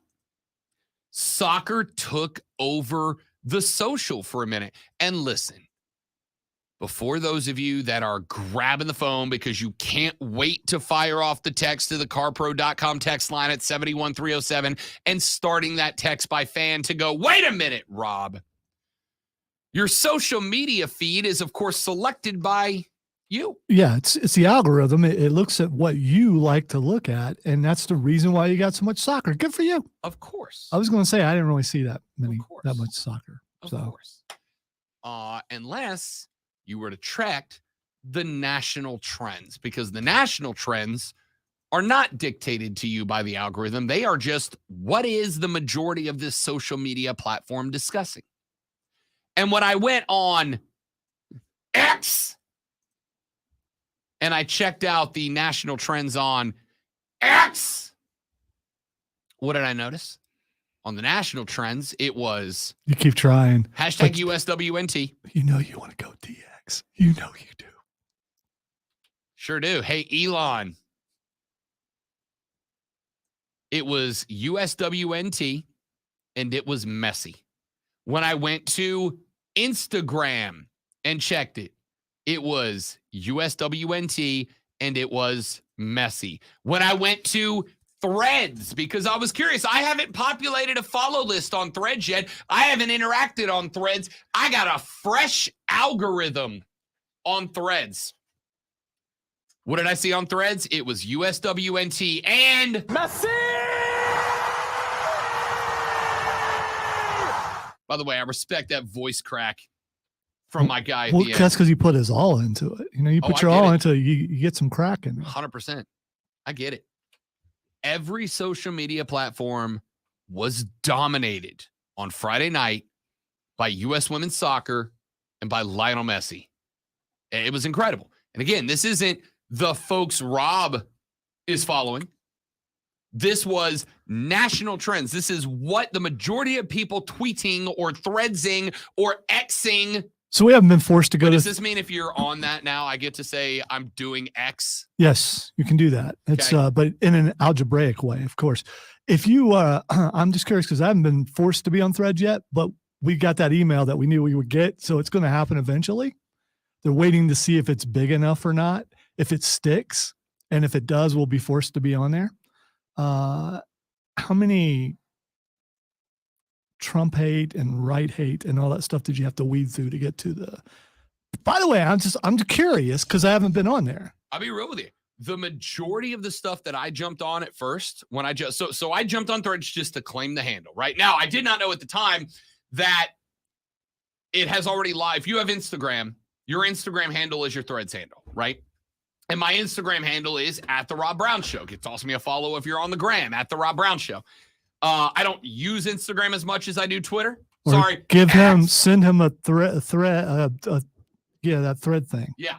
So I had already locked down, but I went in and I activated Threads just in case. And we of course did get the email that's like, it's not mandatory yet, but you know. It's a wait and see. Correct. Yeah. So I jumped on there and the overwhelming majority of my stuff, because it connects to your Instagram, right? So it populates your algorithm So based food on pictures for you, food pictures. 100%. Nothing but food. 100%. It was food, it was photography, it was sports. And that was it. Like, that was it. Oh, and memes. There was a couple of meme pages that popped up. And that was really it. So even with all of that, walking over, checking out Threads, Instagram, and X, and looking at all of them, predominantly, it was #USWNT and Messi for my feed. And then when I checked the national trends, it was USWNT and Messi. Messi has one game, one appearance, one goal, one win. Has already started doing the thing he wanted to do. He said what? Well, he didn't say.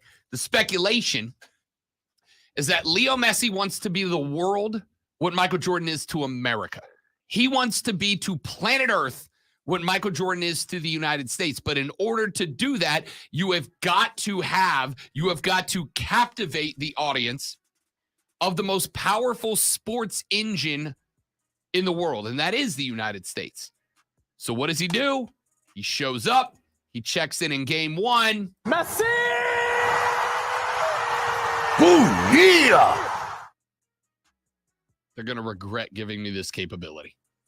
Hour number 3 is around the corner on the Rob Brown Show. Ladies and gentlemen, this is the Fan Upstate. Know your role and shut your mouth, you jabroni.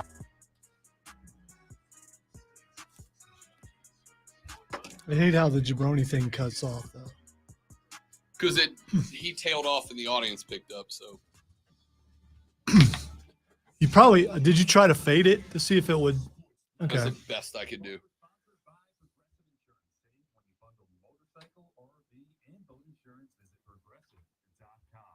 American Brian Harmon won his first major cruise at the Open Championship over the weekend. 13 under, this motor to the finish line. That's been a lot of work. This is a different voice on the Sports Flash. I put a lot of time, a lot of sacrifice into this game. So to be able to take a minute and just be like, I did it for a week, I did it. That's right. They're all off this week. That's why. Since Sergio Garcia back in 2017 at the Masters. NFL, a blow for the Bills. You mentioned it. Nyheim Hines reportedly suffered a season-ending knee injury away from the team facility. Hines was expected to head into camp as the team's primary kick and punt returner, also compete for running back reps. Baseball, Orioles now 2 games clear of the Rays, first place in the AL East, took 3 out of 4 in Tampa. Orioles 5, Rays 3 in the series finale. I bet this guy can do a killer Hank Hill. I just hear bits of. Really getting that and getting a sense of what it will feel like is going to help us down the road. Gunnar Henderson gearing up for those big games. 16th homer for the rookie. Ryan O'Hearn, the go-ahead homer for Baltimore. I'm Emmanuel Barbaro. CBS Sports is everywhere, at home, in your car, and of course on your phone and tablet. Find us on your local affiliate, Sirius XM, Channel 158, or the free Odyssey app. Hun, we need to stop putting off getting life insurance. I know. It's just been so busy. Insurance costs is out of our budget. Well, Jen told me that they got a $500,000 term life insurance policy from Ethos for less than $23 a month. All online with no complicated forms and no medical exam. All they had to do was answer a few health questions. Wait, no medical exam and all online? I know, right? It's not easy to think about, but if something happened to you... Isn't Ronaldo as big a star as Messi is? Yes. Trey, to answer your question, yes. I would argue Messi slightly ahead because of the World Cup victory. If I recall correctly, he's got more Ballon d'Ors, which are the World Soccer MVP award. And then also I would argue that Ronaldo's, who is now, by the way, playing in Saudi Arabia because they're trying to do to soccer what they've done to golf, is going to suffer a little bit because the world cannot, and in many cases does not want to, allow the same access to Saudi Arabian football as it can and is willing to provide to American football.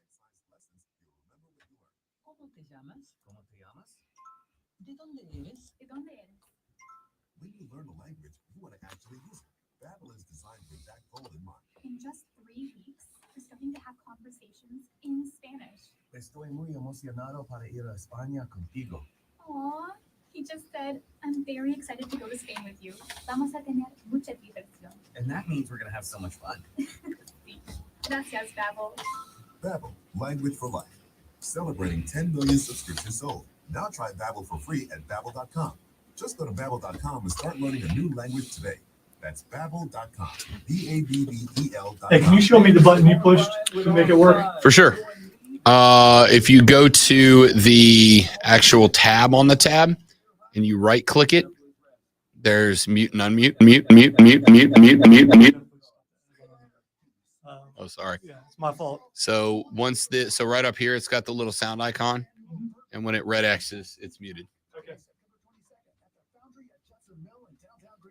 Show your taste buds the time of their lives with over 100 delicious bourbons and bacon-themed bites from your favorite upstate restaurants. Bourbon and Bacon Fest benefits Upstate Carolina Adaptive Golf by VIP, GA, and designated driver tickets by texting the word bacon to 7341. Text data rates may apply. Shop end of season deals during the truckload event at Lowe's. Right now, save on major. QC in the first break. 10-4. It really is, James. It's an interesting sociological experiment. And I'm involved in it, right? Because I love golf. I enjoy playing golf. I love watching golf. I love golf.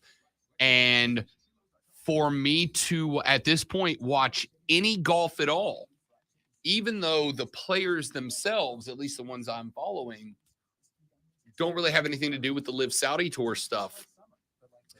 I cannot watch golf without, in at least some capacity, involving myself in this whole discussion debate, right?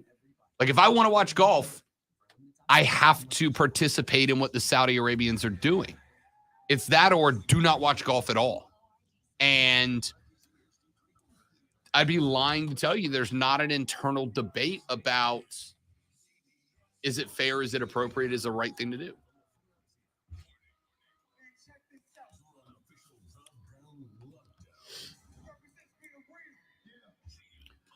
Hey, Rob, where are you going to be tomorrow?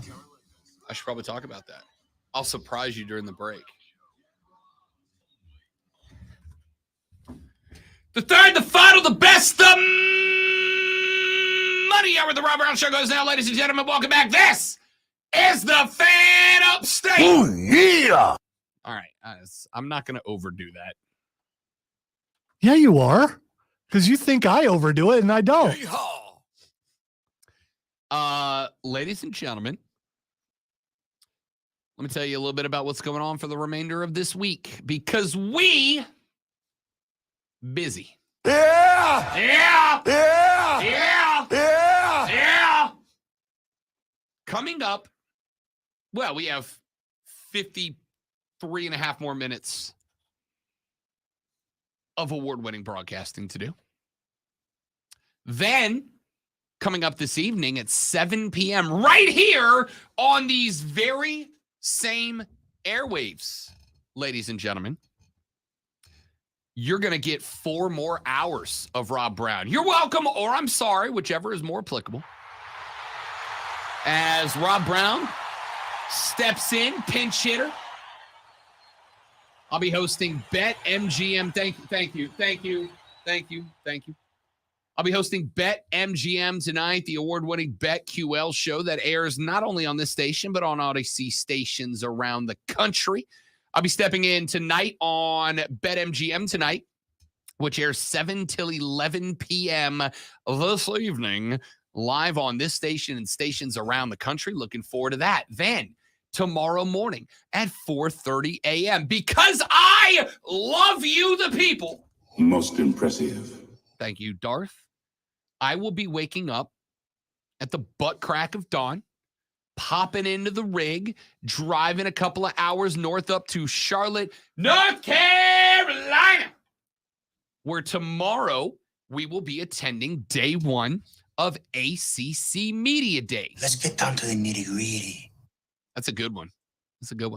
Then tomorrow evening, if 3 hours of ACC Media Days isn't enough, Rob Brown, for you, tomorrow I will once again be live hosting Bet MGM tonight, live from the hotel. Yeah. Looking forward to that.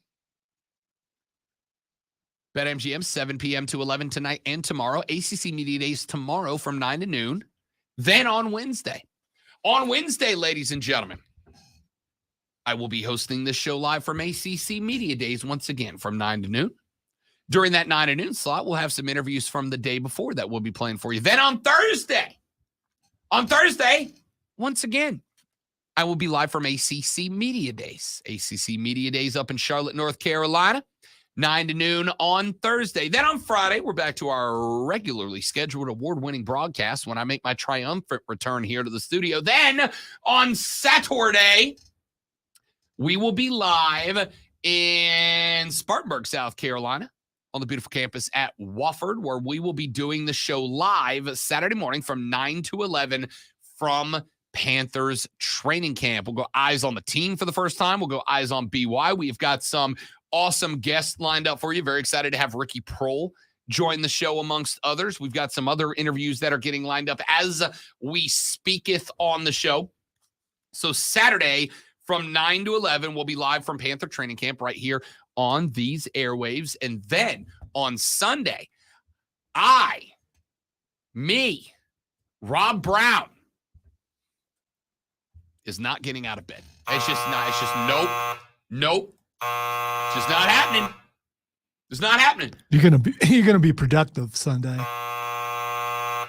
Nope. Not even a little. I have already told the fiancé, if she's got anything she wants done around the house, by moi, you need to let me know by lunch today, because when this show is over today, I am leaving immediately. What? I said I'm out the door. What? As soon as it's over, I'm gone. What? I gotta go. What?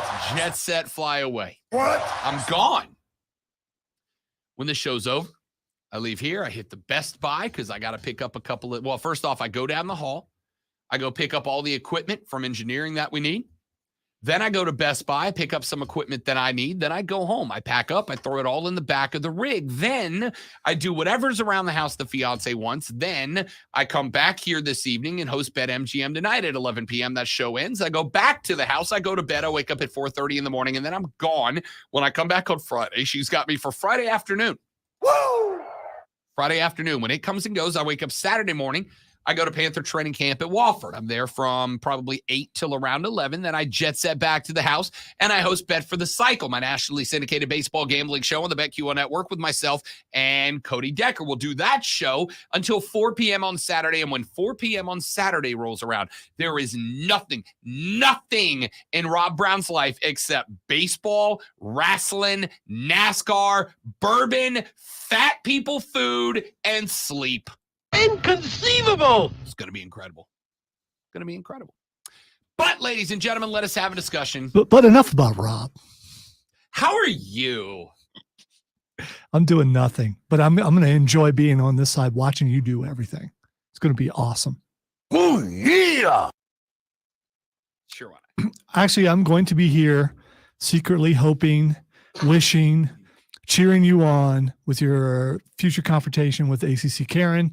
I wish you success, because not only are you representing you're representing us, you're representing the station, you're representing the state of South Carolina when you are there going up against ACC Karen. ACC Karen. So that's not a lot of weight on your shoulders. You're used to that kind of responsibility. You're going to step up and you're going to take care of it, right? Sir. I'm really sorry. You're louder than the TV. Can you please quiet down? Hell no. What kind of questions that? Oh, that clip's getting used a lot. Thanks for that one, friend of the show, Shane Beamer. Yeah, it's going to be used at me a bunch, I'm afraid, but that's fine. I don't know. I don't know if I don't quite know how to answer that, to be honest. All right, so that my favorite clip of all time. But that needs to not be you when you are confronted by ACC Karen. Know your role and shut your mouth, you jabroni. That needs to be, you need to step up, square your shoulders back like you're posing for a picture, and do your thing. I will confront ACC Karen with the same ferocity and anger that I confront receipt checker lady. Okay. By the way, I want you to know, last night I went to this store, which closes at 11 p.m. at 10:40 p.m. I had to go there because you'll notice today, Zoe, that I don't have my tablet with me. And the reason I don't have the tablet with me is because the tip of the stylus went out. It has to be replaced like every couple of months. Wait. So it's not because you dropped it? Correct. The tablet's fine. It's here. All right. No, I meant the No, it just after a while it just wears out and you got to replace it. So they sell for like $2 a replacement of like 5 tips. So I'm like, let me go up to Walmart and get one. I mean, let me go to this store that will not be named and get one. So I go up to the store at 10:40 p.m. There are 4 of us in the whole unnamed store. And I go in the back and I talk to the lady and I'm like, do you have these? And she goes, nope, I'm real sorry. We don't have them in stock. And I'm like, that's fine. But I do get a couple of other things. I get another one of these desk stands for the cell phone so I can stand the phone up while we're up there at Media Days. I get another screen protector because this one's kind of worn out. I get some stuff. I get three things. I went back to the self-checkout. It is now 10 minutes till closing time. I am the only person that I can see in the entire front of the store. I mean, every register is closed. I'm the only person at the self-checkout on either end. I buzz my 3 things. Beep, beep, beep. None of which cost more than, I think, $4. I got a screen protector. I got a little stand for the back of the case. And I got a Reese's Peanut Butter Cup 4-piece. That's it. Sturdy size. Oh, yeah. And I beep, beep, beep, check it out. My total comes to like $6.70 something cents. So I take my 3 things, bag, and I walk out. And as I'm walking out, getting to the door, and what do I hear? Sir, can I check your receipt, please? And I was this close. Dude, come on. I was this close to going, I'm good and bouncing. And I couldn't do it. I couldn't do it. What I wanted to say was, hell no. Kind of questions that. And what I did say was, yes, ma'am, I'm in a hurry. And she went, okay. Item 1, item 2, item 3, little check mark with the marker. Have a good night. I'm like, you as well. And then I just left. Wow, I've never seen him with a pen doing that. That's like a beep. I just walked out. Just, yes, ma'am. Have a good night. You too. So you're concerned that if you raised your voice or talked in your normal voice, they might call the police or something? No, I'm worried that I'm going to make her feel bad, and I don't like making people feel whereas bad. her making you feel like a thief every time you come through there, that doesn't make you feel bad. It makes me feel bad for you. This lady is just doing her job. It's not her directive. She didn't show up and go, you know what job I like? I'd like to make every bro and chick who walks through here feel like they're a thief. I think that's a great job. She just went for a job and they're like, yeah, we got a job for you. You're going to check every receipt that walks out of this store. Whose receipts? The people that are already doing all the other work at the cashier. We're just going to make sure that that they're actually doing a good job at being their own cashier so that we don't have to. Okay. All right. Let's get away from that. By the way, I did. Last time I was in there, I did have a guy who I have a guy who's the manager of the store come up and he's like, hey, I listen to your show every day. And I want you to know that I heard that segment. And I was like, my bad, dog. I was like, that's my bad. I was like, I really am just doing it because it makes me laugh. Like, I'm not really angry at this lady. It's just kind of a comedy gag. And he goes, oh, no, we hear it all the time. You're fine. By the way, don't apologize to him. This is obviously a concern to you, and we appreciate him listening. But don't apologize. This is it's an inconvenience, and really it costs you what 35, 40 seconds of valuable time, and that you could have been walking out to your car. And I get it. I get it. Yeah, you're Rob Brown. You shouldn't have to be disturbed. And I felt like a jerk. Listen. I've been in that. I totally destroyed a coach at one time on the air. And turns out that coach listened to me every single Saturday. And, it isn't like I could hurt my son with less playing time because he already didn't get any. But still, everything I said, and I didn't point out who it was, but he come up to me and laughed about it, thought it was hilarious.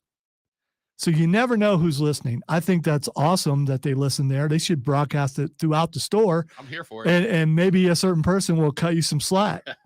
All right, real quick, I want to get to this. Maybe you should say her name. Nope. I want to do this before we wrap up this hour of the show. Since we're deeper in the segment than I intended this to get, we might as well have this short conversation. We were talking off of the air.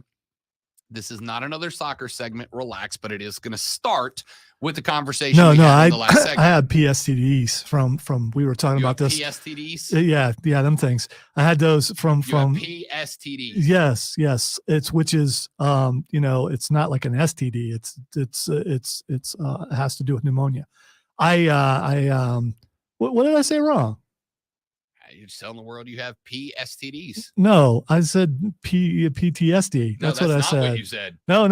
No. That's what I said. You said you have PSTDs. I'm pretending to be Rob Brown right now. That's exactly what I said. Anyway,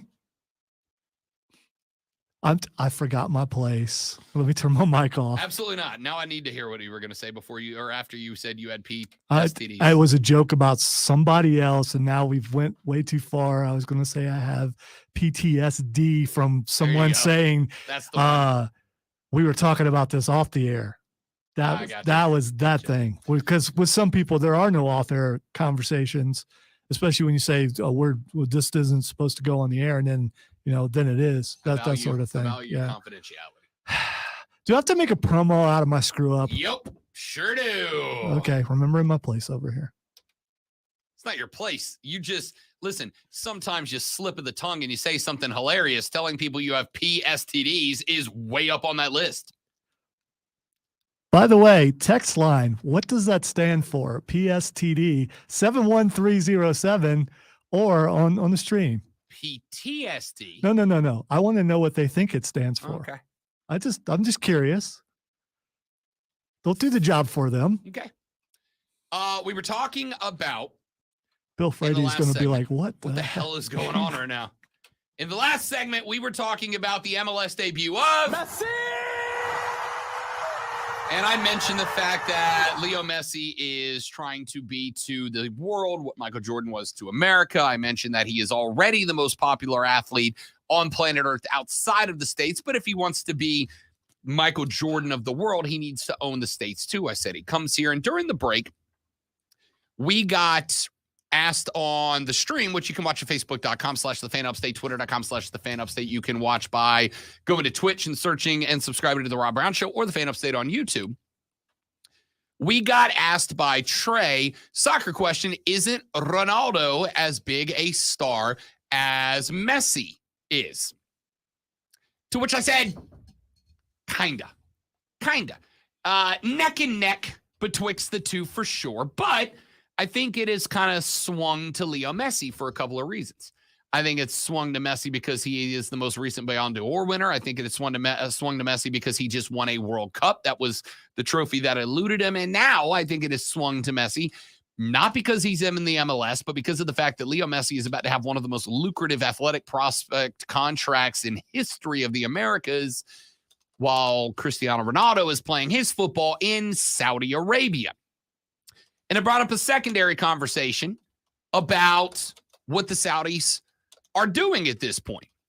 Because it was James that said the Saudi sports washing is fascinating to see, to which I said it very much is. It is. It's a large scale. It's a global socio. What's the word I want to use here? It's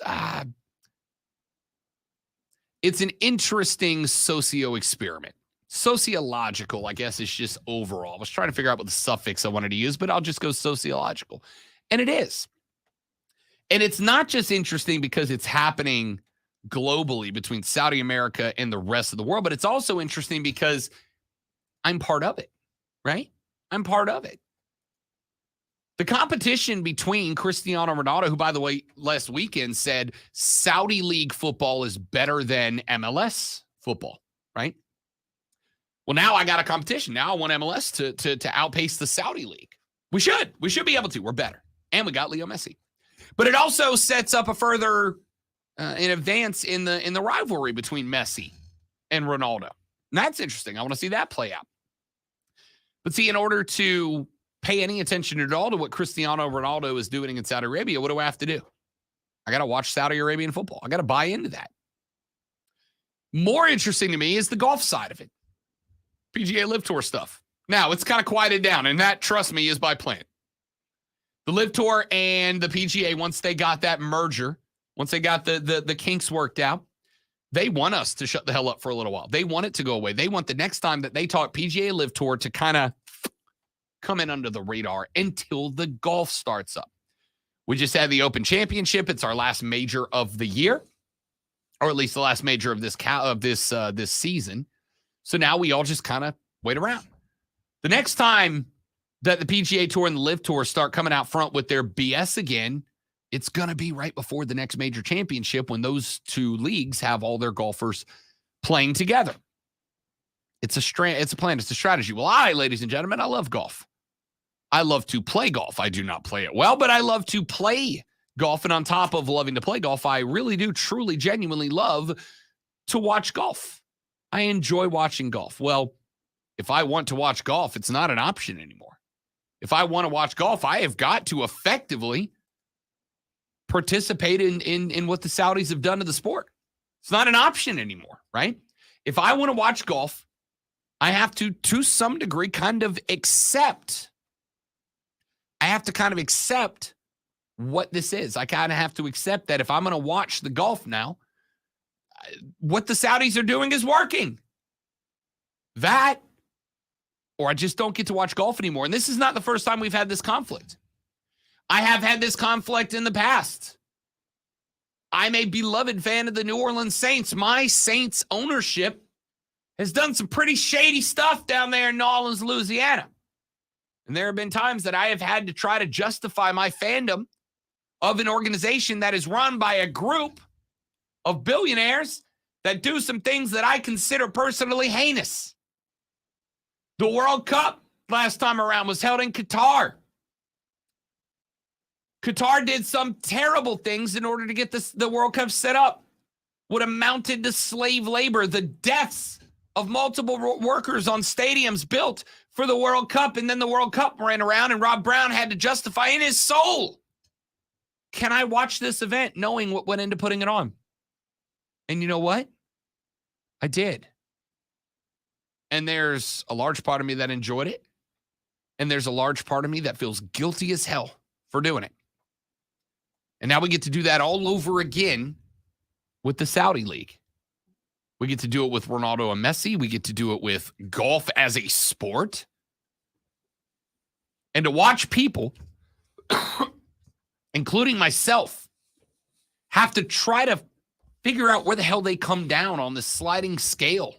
Does it lessen your fandom of an individual who decides to take the money and go to those places? Because you have strong feelings about it. I do. Do you ever wonder why they don't? I do. And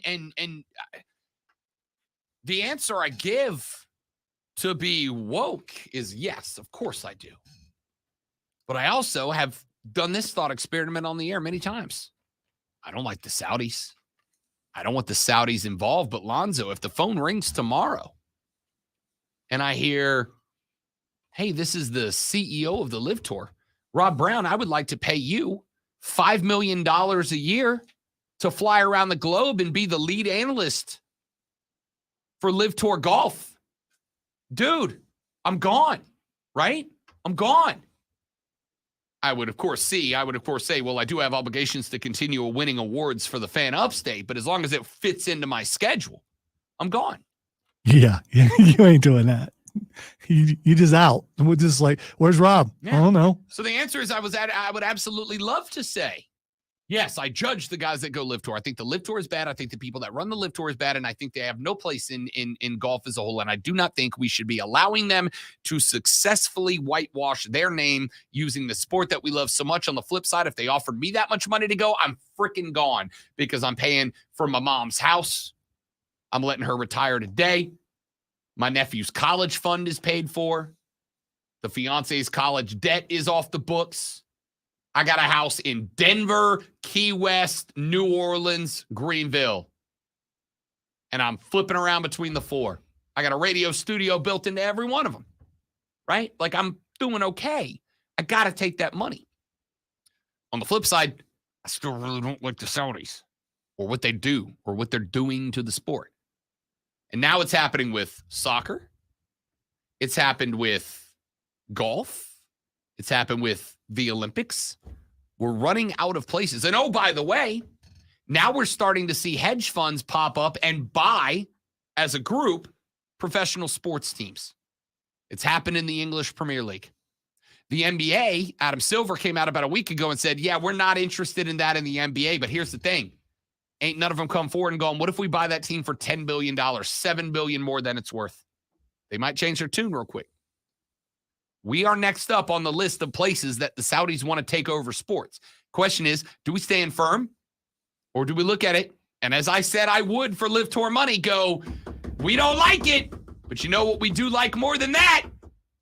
Money, money, money, money, money.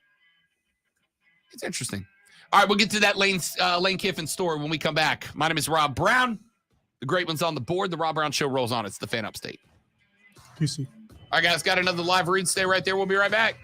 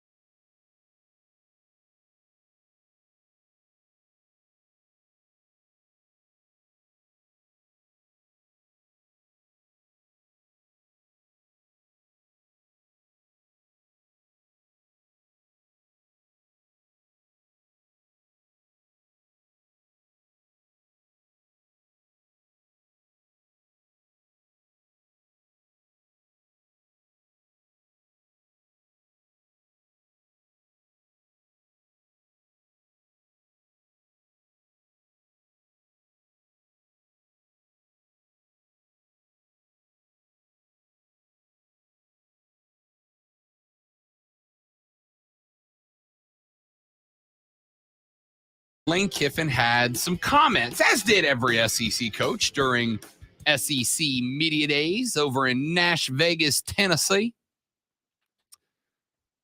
Lane Kiffin decided to take a run at college football as a whole. He said it's in a, quote, terrible place, end quote. In fact, here's a whole quote. He said, quote, I was just thinking on the plane ride over here, what if you had that in other sports? He was, of course, talking about the transfer portal. He said, I was just thinking on the plane ride over here, what if you had that in other sports?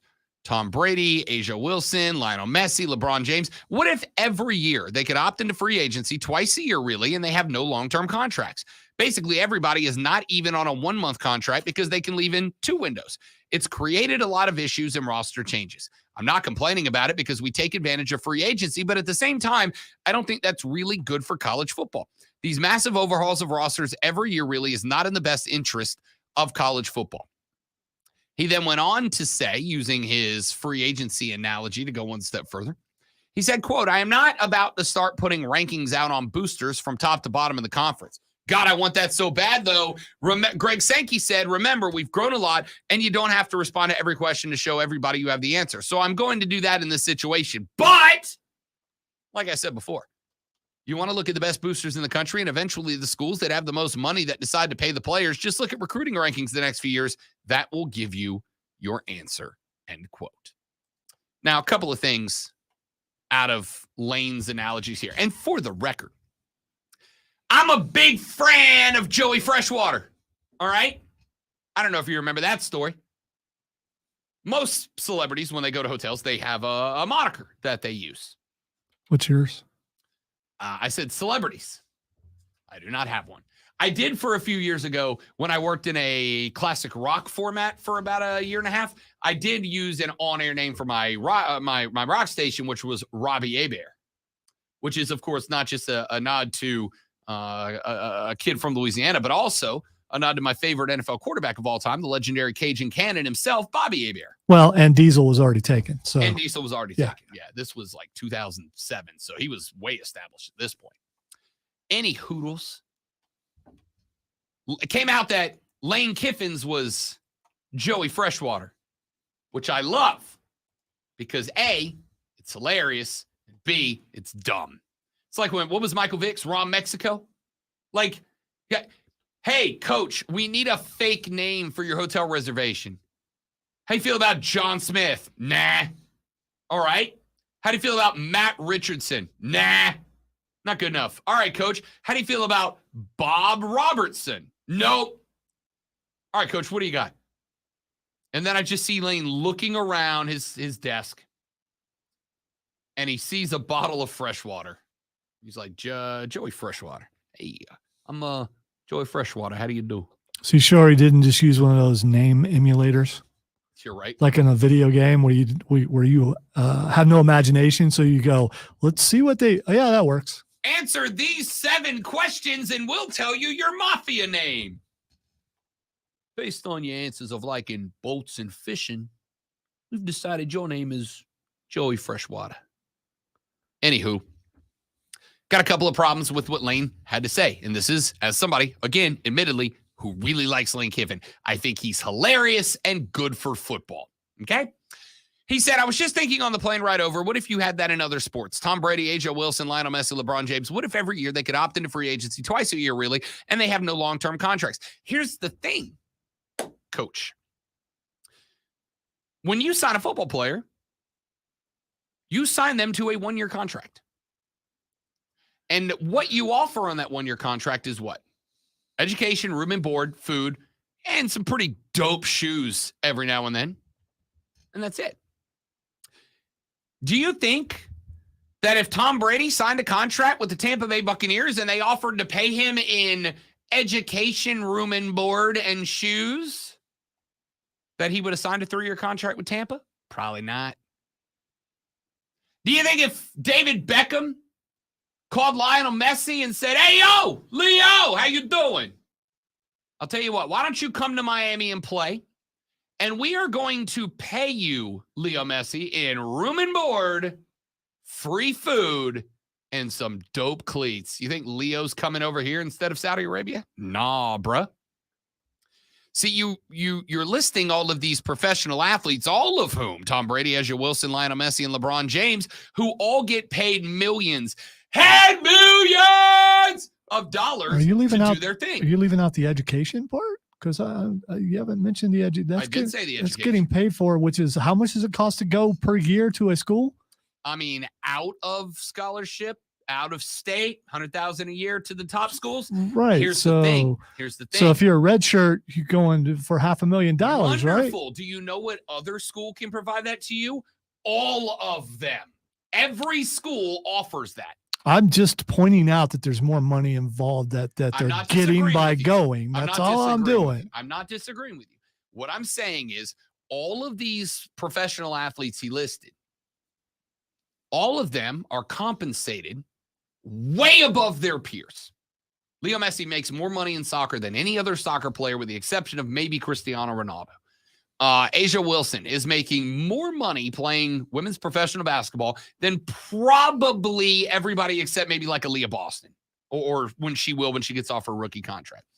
Tom Brady was making more money playing quarterback than any other quarterback. They are all getting compensated well above and beyond what other teams were willing to compensate them with.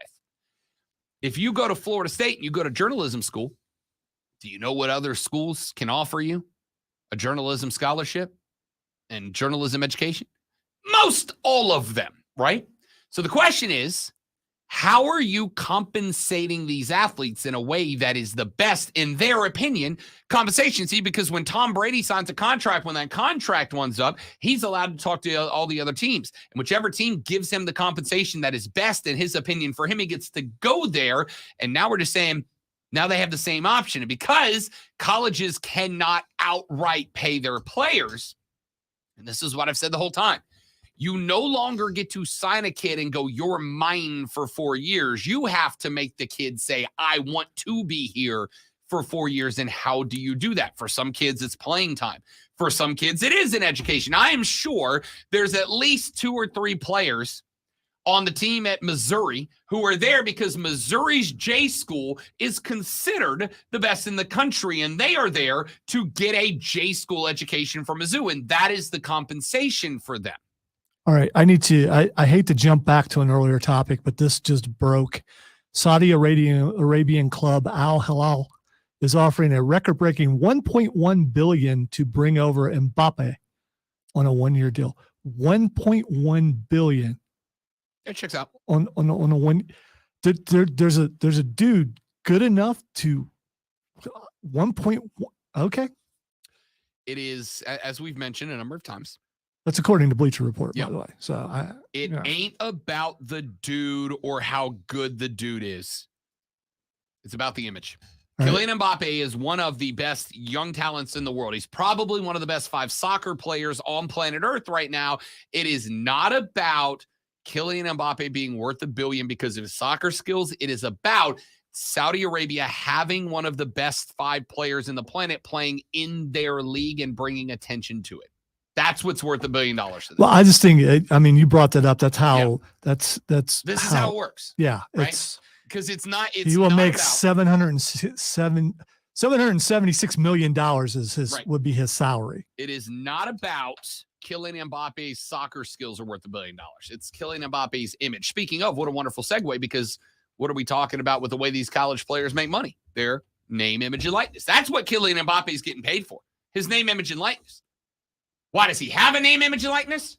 Because he's one of the best 5 soccer players on planet Earth right now, right? So to go back to Lane, because that's an interesting crossover. This is what I've said.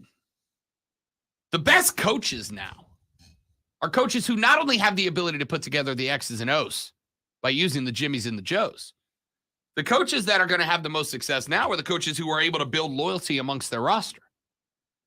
Loyalty is no longer given because, well, that's where you signed. If you are living your life right, you youngins, listen to Uncle Rob on this. If you're living your life right, I don't know if you've heard this expression before. I'm sure you have. Loyalty is not given. Loyalty is earned. You do not give away loyalty to anyone. Someone proves to you that they are worth your loyalty, that they have earned that loyalty. So if I go to a school and the coach says, hey, Rob Brown, you come to my school and you're going to be a starter in year one, and then I go there and I'm not a starter in year one, guess what? I consider that a lie. And do you know who I don't give loyalty to? Liars. So I'm out, dog. That's going to be a no from me. I'm moving on. If I go to another school and the coach goes, hey, Rob Brown, we want you to come play here. You're not going to be a starter in year number one, but you will be a starter in year number two. And I am going to make sure that you have a full podcasting studio set up in the football facility that you can cut your podcast with twice a week and build your brand. Well, that sounds great to me because I know I'm not going pro, but I know I want to play. And I know I want to start building a podcasting brand now so that when I graduate and I get out, that's already established and that's already running. That sounds really good to me. I'm going to go there. And if that guy not only plays me in year two, but he does have a podcasting facility that is at use at my leisure to build my brand, you have earned my loyalty. I am here now. I understand old school football coaches think you should build your loyalty because you got a sticker on your helmet. Now you're that. I don't know why I felt the need to slap myself in the side of the head to illustrate what a decal is. I think you all knew. It sounded painful and it looked painful. It didn't feel great. It was not my finest decision. You can't be serious, man. You cannot be serious. Most old school coaches feel like once you slap the logo on the side of the helmet, that's you. That's your brand. That's you forever. But these kids are realizing, as professional athletes are realizing now, your brand is not the decal on the side of the helmet, and the decal on the side of the helmet is not your brand. You have worth to that team in as much as you can provide on the football field. And I tell this to people, not just in football, but in the real world all the time. I want you to consider for a second when you negotiate your worth, your value to a company, they might tell you till the cows come home, you're incredible. We love you. You're amazing. But if tomorrow you drop dead, how long does it take them to replace you? If tomorrow you can't work for them anymore, you are imminently and immediately replaceable. That's your value. Your value is how long does it take us to replace you? That's it. That's your value. And these football players ain't no different, bro. Never have been. Thank you for making everyone who's listening right now, including me, feel so much better about themselves. You should. Lonzo, for the record, I've been in this industry a very long time, a decade and a half plus at this point. This October will be my, I believe, if I've done the math correctly, 16th year in this industry. I have come across in my entire 16 years one other producer capable of churning out the stuff that you churn out consistently. You are not easily replaceable. That's why you're valuable. I like to think, am not easily. Am I replaceable? Absolutely. Everybody is. Everybody in any job is replaceable. Question is, how hard or easy is it to find that replacement? If you're a starting quarterback who's a Heisman Trophy threat, you're not easily replaceable. That's why there's so much value. That's why coaches are doing whatever they can to keep you around. If you're a second string left guard, you're easily replaceable. There's 1,000 3-star left guards out there looking for a scholarship. So the question is for you, Lane, Tom Brady, Asia Wilson, Lionel Messi, LeBron James, they're all being compensated at ridiculous values because of how important they are to their teams. Do you do the same for all of your players? Because if the answer is no, and I assume that it is, that's why guys leave. Let's take a break. We'll come back. If you got any thoughts, you're welcome to them. The Rob Brown Show rolls on. This is the Fan Upstate.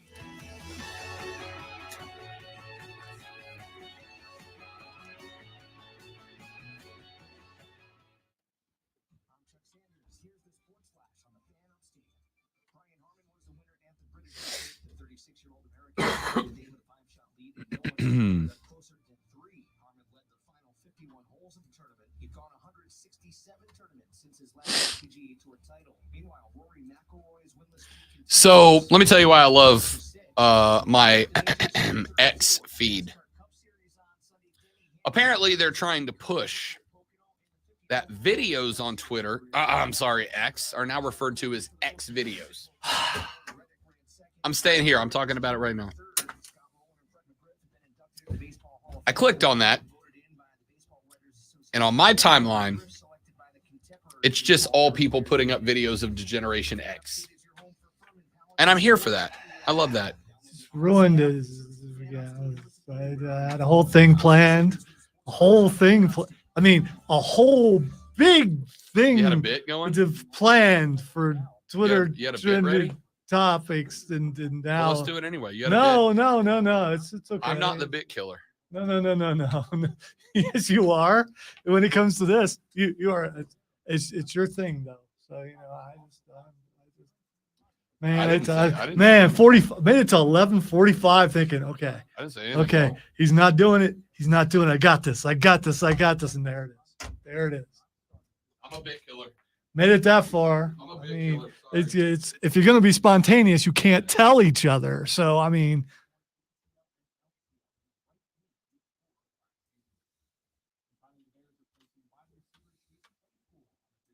I probably deserve it because I'm sure I do it to him all the time.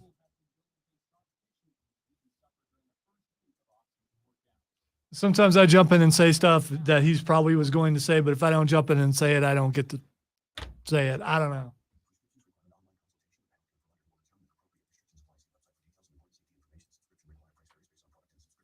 Hey guys, did you know there's a generic form of Viagra that works just the same, but is 95% cheaper? Just go to 4hims.com/joy. Through Hims, you'll get a free medical consultation, discreet shipping if prescribed, and the process is 100% online. To start your free online visit, go to 4hims.com/joy. That's FORHINS.com/JOY. Summer's in full swing, and you know what that means. Temperatures are hot, grills are hot, and the deals are hotter than fire at Omaha Steaks. You know, it's hard to know your role when your role is so fluid. That's what I'm saying.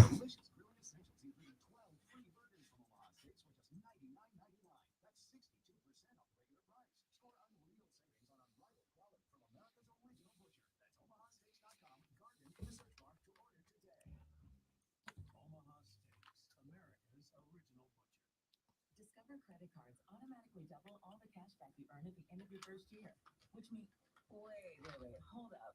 Question for the audio engineer. Did I read that right? Discover automatically doubles all your cash back? Yeah, that's what the script says. So if I get a Discover card right now, I can earn twice the cash back. Apparently. Wait. Unlimited first-year cashback match only from Discover. See terms and learn more at discover.com/match. When I can't sleep, my mind just races. I think about work, the kids, but I don't think about taking melatonin because I'm afraid I'll feel groggy in the morning. ZQuil Pure Z's Gummies has an optimal dose of melatonin for no next-day grogginess, so you can fall asleep naturally and wake up feeling refreshed. ZQuil Pure Z's Gummies for better sleep like never before. And try Pure Z Sleep Plus Next Day Energy with melatonin plus extended release B vitamins. Prescriptions require an online consultation with a healthcare provider who will determine if appropriate restrictions apply. See website for details and important safety information. Subscription price varies based on product and subscription plan. Hey guys, did you know there's a generic form of Viagra that works just the same, but is 95% cheaper? Just go to 4hims.com/joy. Through Hims, you'll get a free medical consultation, discreet shipping if prescribed, and the process is 100% online. To start your free online visit, go to 4hims.com/joy. That's FORHINS.com/JOY. This is Protection. Yep, Protection. The everyday skin protection ritual that protects your skin from mosquitoes. Prevention is the best protection. Off the #1 dermatologist recommended repellent brand, S.C. Johnson. This afternoon, clouds and sun with a high of 90. Weather brought to you by Total Wine & More. At Total Wine & More, save big on what you love this month with hundreds of deals on amazing wines and spirits. Love what you find at the lowest prices only at Total Wine & More. Drink responsibly. B21. From the Ingalls Market Studio, the Upstate, 97.7 FM Greenville, 97.1 FM Spartanburg. from the CBS Sports Radio. Rob Brown Show presents Twitter Trending Topics. All right, it's time for Twitter Trending Topics, where I tell Rob what is trending, and he will tell us why. The first thing that's trending is Irina Shayk. I got really excited. I thought it was going to be X videos because that's trending. No, you already ruined that. Irina Shayk is trending. I feel like I should know why, and I do not. Well, she dated a famous soccer player. She dated Rocket Raccoon. And now she apparently is dating Tom Brady.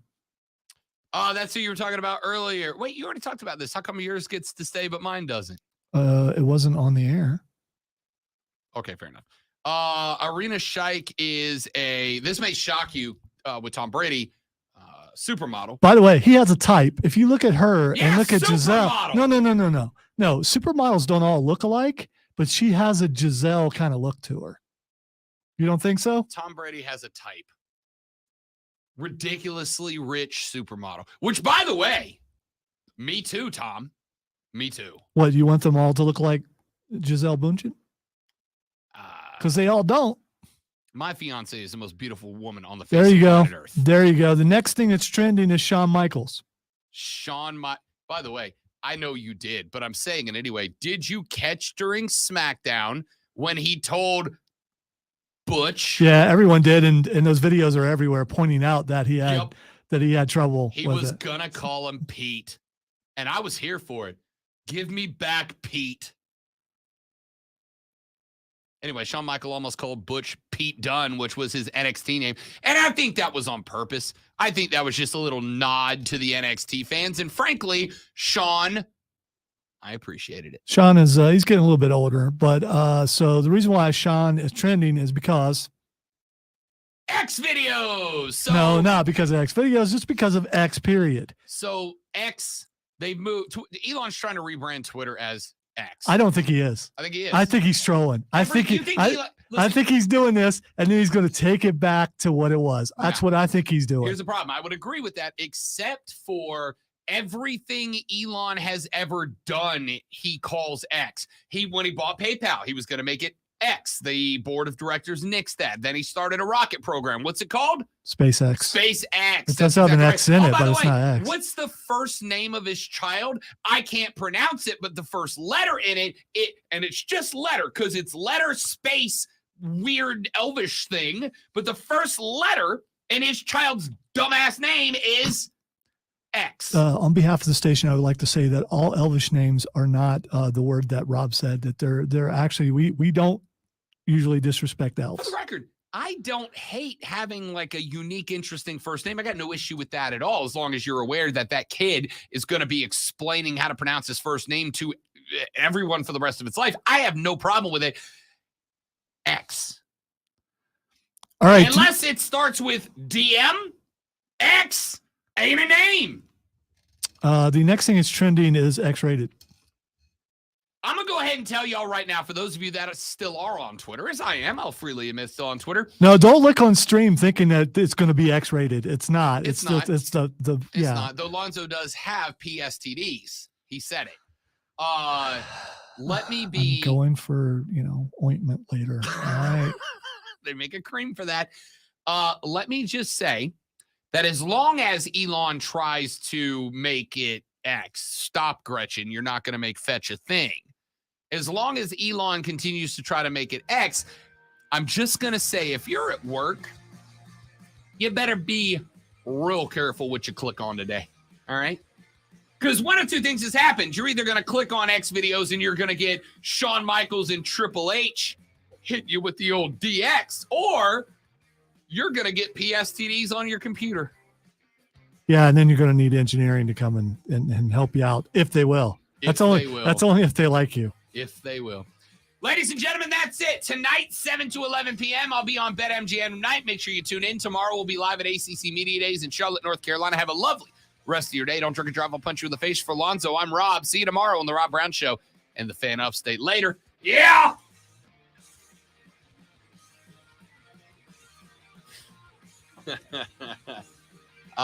Steven, I will absolutely say hello to Aunt ACC Karen for us, for sure. If she's there, she might have got promoted. She did such a good job corralling all the radio people last time. They may have promoted her.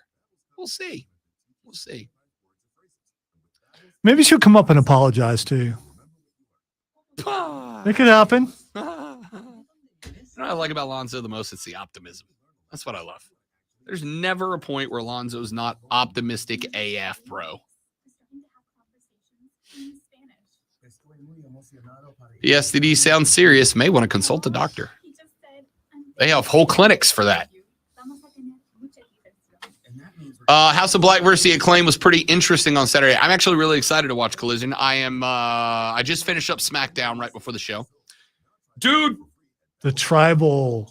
That was cool, bro. Yes, it was. That was cool. It was all absolutely right? cool. That segment with Roman and Jay was cool.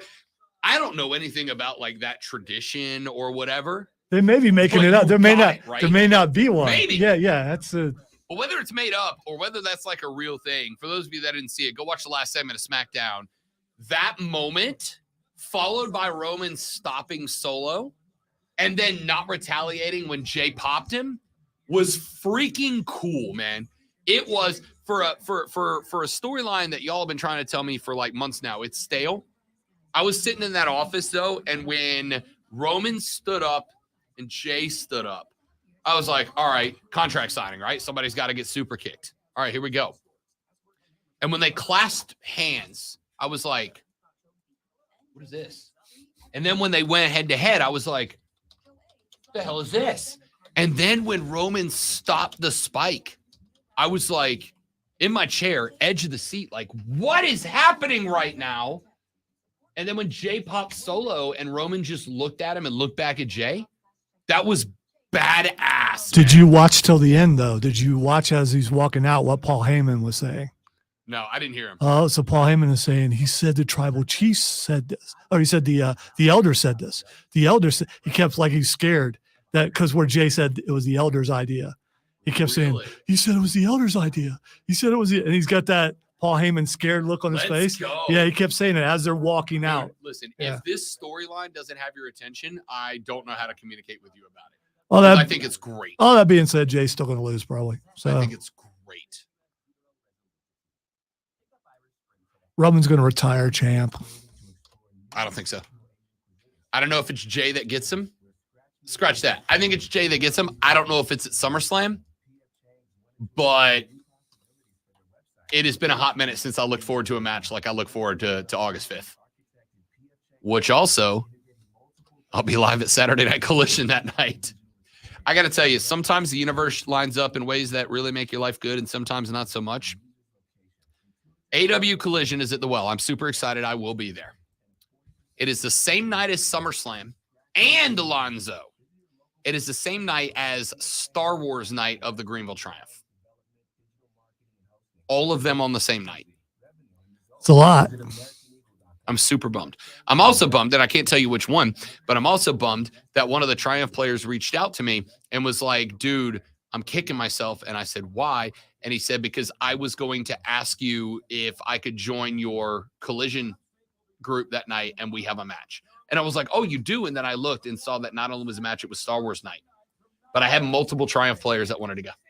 I was bummed. All right, kids, I got to run because I got like 90 things to do before I go to Charlotte and host the show tonight. Thanks for hanging out. Thanks for watching. You're all beautiful people. I hope you have a lovely rest of your day. We'll see you back here tomorrow. Goodbye. Will they